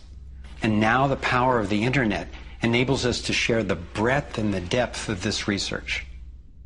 We've spent years creating a vast website, thrivemovement.com, that brings it all together and makes the information and what we can do about it accessible to everyone. Here you have your very own navigator module to go deeper into the main subjects covered in the film: code, problem, and solutions. You can study strategies and tactics and connect with others to take high-leverage actions. Every fact stated in this film has been independently verified, and the reference is on our website. This sector navigator facilitates whole systems thinking that recognizes that actions in one area impact all the others. The center of the sector navigator is worldview, because it determines how we experience everything that happens within and around us. In every sector, you'll find critical issues, resources, group strategies, and individual actions to peacefully and productively affect real change. Our resource tree will link you to the people, organizations, and media that we most recommend to help you get more fully educated and engaged. I was encouraged to find that there are a minimum number of actions which, working together, can tip the scales. It's not endless. Once we see the big picture, we'll look at what each of us can do to help accomplish it. Let's take a look at the strategic antidotes to their economic domination. We need to stop any more bailouts of banks or corporations, dismantle the Federal Reserve, withdraw taxpayer support from central banking agencies such as the IMF and World Bank, allow development of alternative currencies and independent banks, and refuse international taxes. My main emphasis is on solutions in the U.S., because that's what I know best. But just as the predicament is global, so are the principles on which the solution strategies are based. Here are some tactical actions that we can take as individuals that don't take much time or money to make a real difference right now. Get informed, speak up, and connect with others. Bank locally. When we move our money out of the big centralized banks and into locally owned banks and credit unions, we defund the problem and fund the solution all in one move. Buy and invest responsibly. Every dollar you spend sends a message. Join the movement to audit and end the Federal Reserve. It's robbing us. Join a coalition to keep the internet fair and open. Don't let anybody take control over it. Support independent media. Get your information from diverse sources and think about who's funding the news you get. Support organic, non-GMO farming. Join movements to bring about honest elections, including traceable paper ballots and campaign finance reform. Congress can only be accountable to us when corporations stop funding them. Advocate for renewable and new energy technology.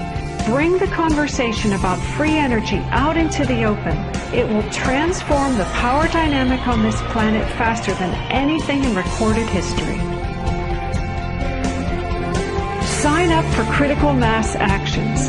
It's a strategy to leverage our power by waiting until a huge number of us agree to participate before taking an action. Imagine 1 million of us acting in unison. Then again, imagine even more.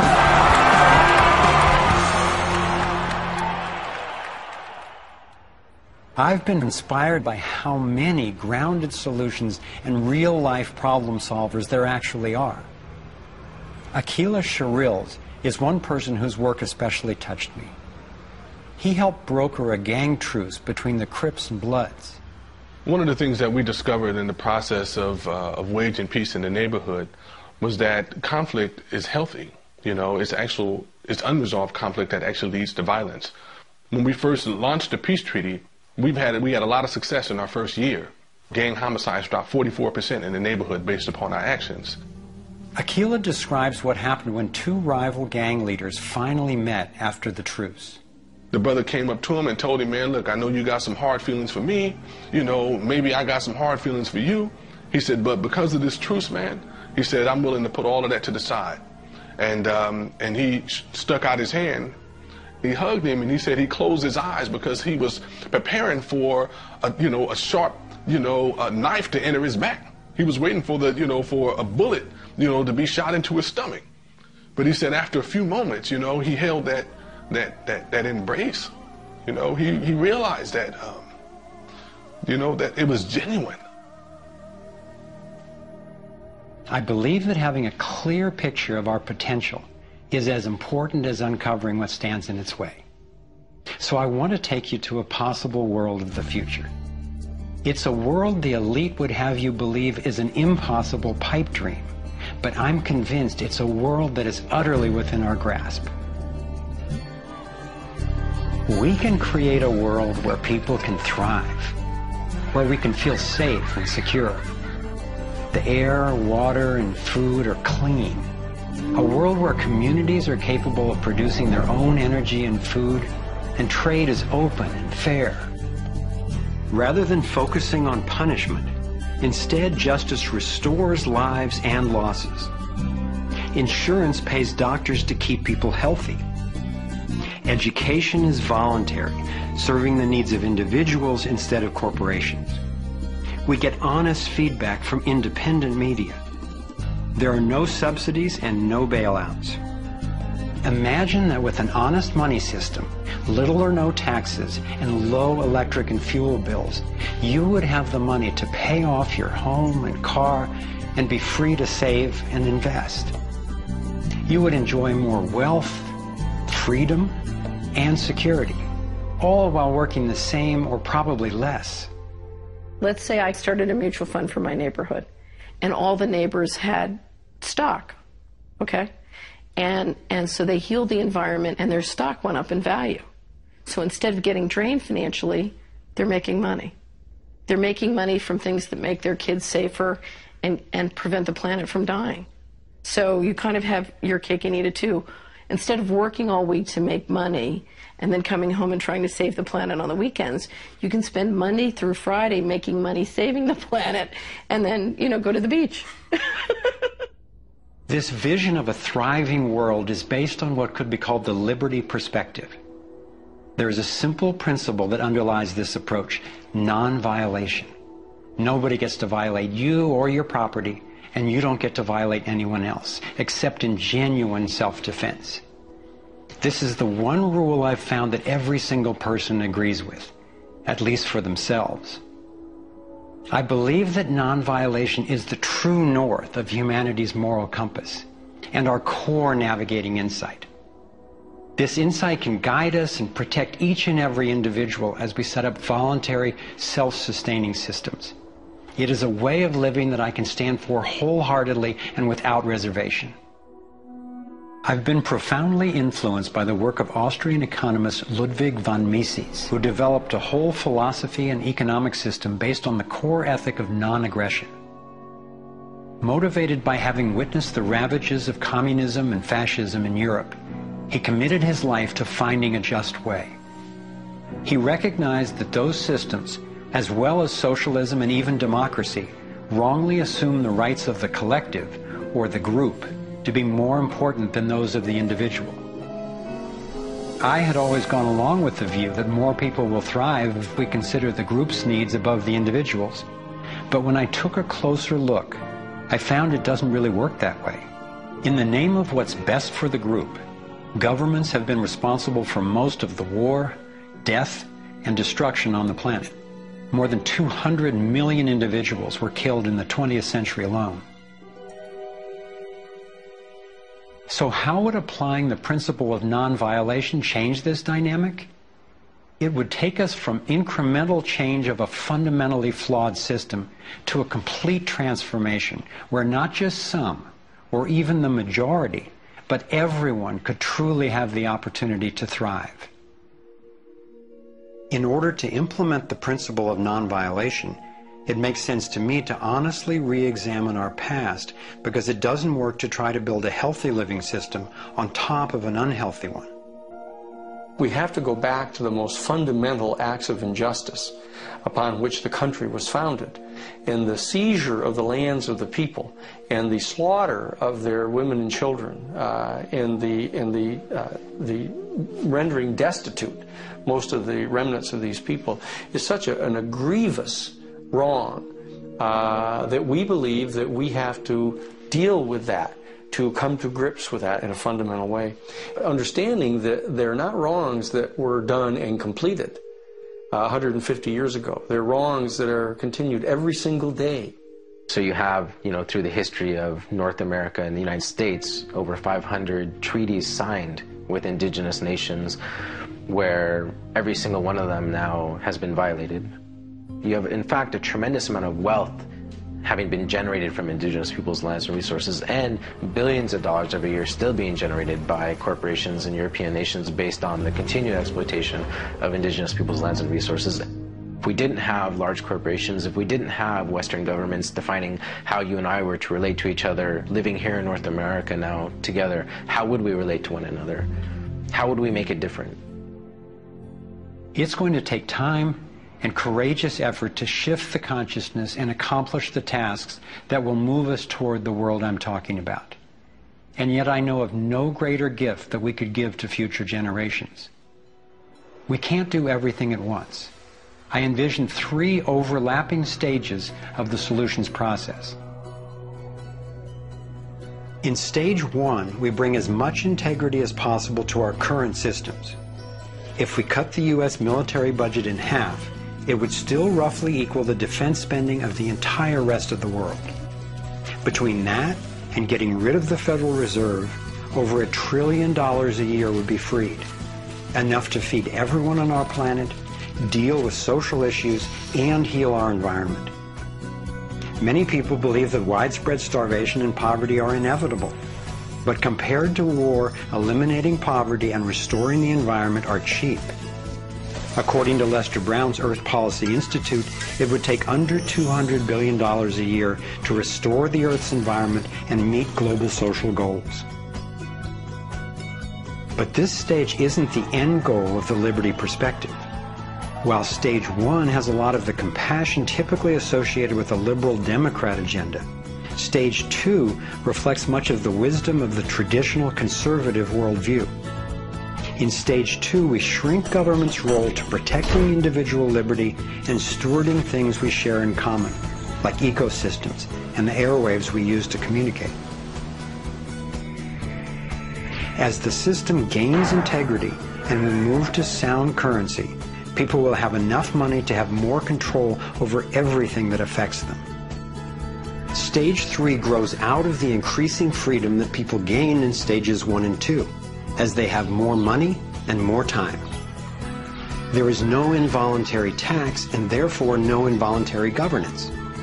There's no monopoly on force. There are rules, but no rulers. Rigorously protecting individual rights turns out to be key for honoring our interdependence. We can be distinct and unified at the same time. As utopian as this can sound at first, I've been thrilled to see how much practical thinking has been done to deal with tough issues like healthcare, crime, and education. These 3 stages validate the best of both the liberal and conservative perspectives that have divided us for so long, and then reconcile them at a new level, around non-violation, a core ethic we all share. Stage 3 honors human incentive and finally includes the rights of not just many, not just most, but everyone. The Torus provides a template for a society based on integrity and wholeness. It conserves what's working. It has built-in feedback so it can self-correct and innovate to maintain balance. We can apply these and other features of the Torus dynamic to our human social systems. I truly believe that aligning consciously with the fundamental life energy pattern at every level, physical, emotional, mental, interpersonal, and environmental, is ultimately the art, the science, and the celebration of love. And that's what we're here to learn. The fundamental insight of our interconnectedness changed the way I approach everything. In my own life, I found a practical expression of this philosophy in the modern, non-violent martial art of Aikido. It offers powerful guidance on how to respond effectively and non-aggressively to the global domination agenda. Morihei Ueshiba, its founder, taught that to practice Aikido one must mimic the movements of atoms and galaxies. Just as free energy technology blends with the toroidal pattern to access unlimited power, Aikido, the way of harmony, blends with the energy of an attacker, redirecting it to peaceful resolution.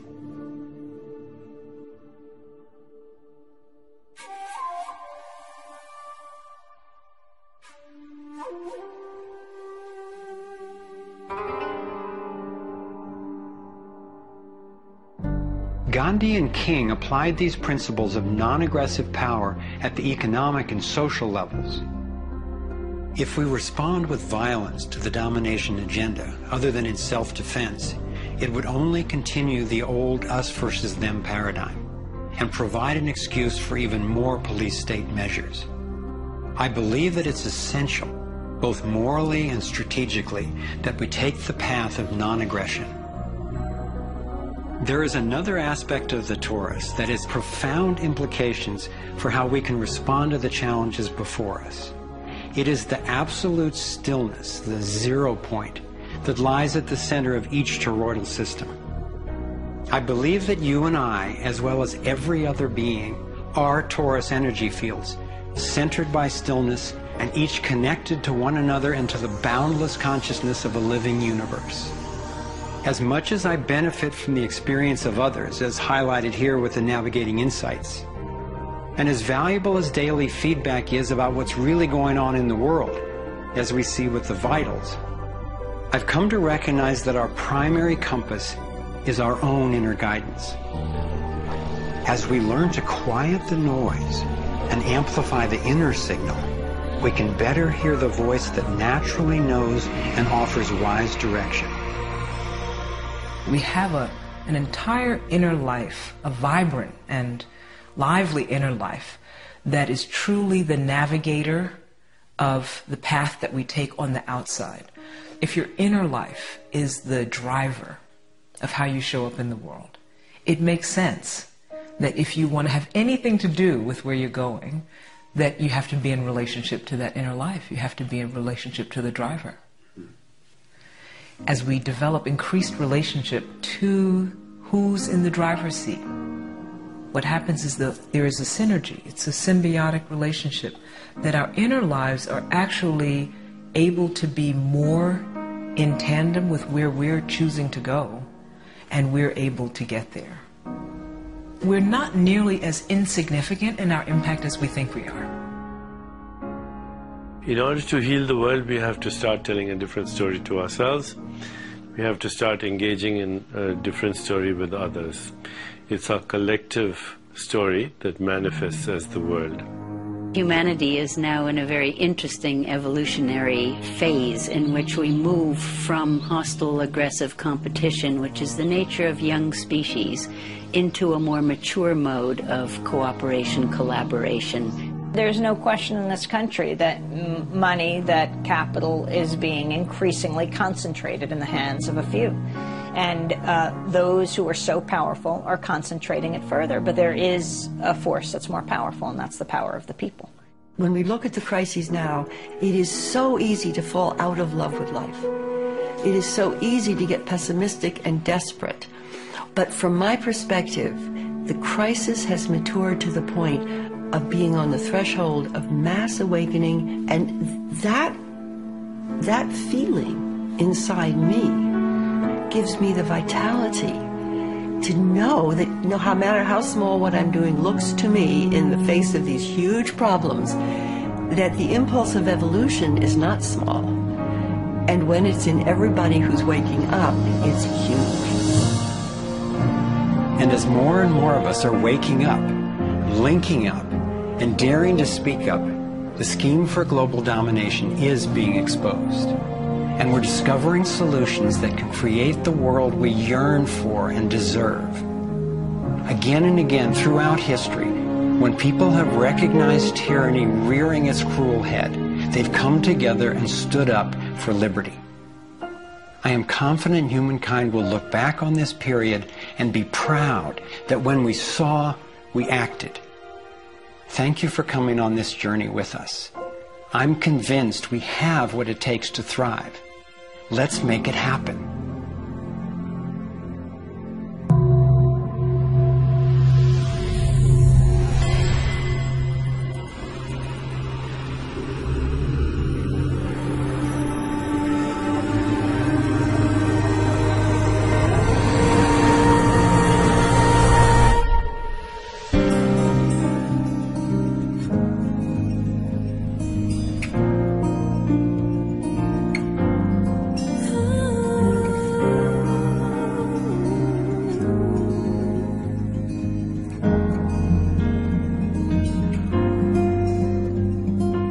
Cycles repeating, the earth is speaking, saying time has come to wake up from this nightmare of life.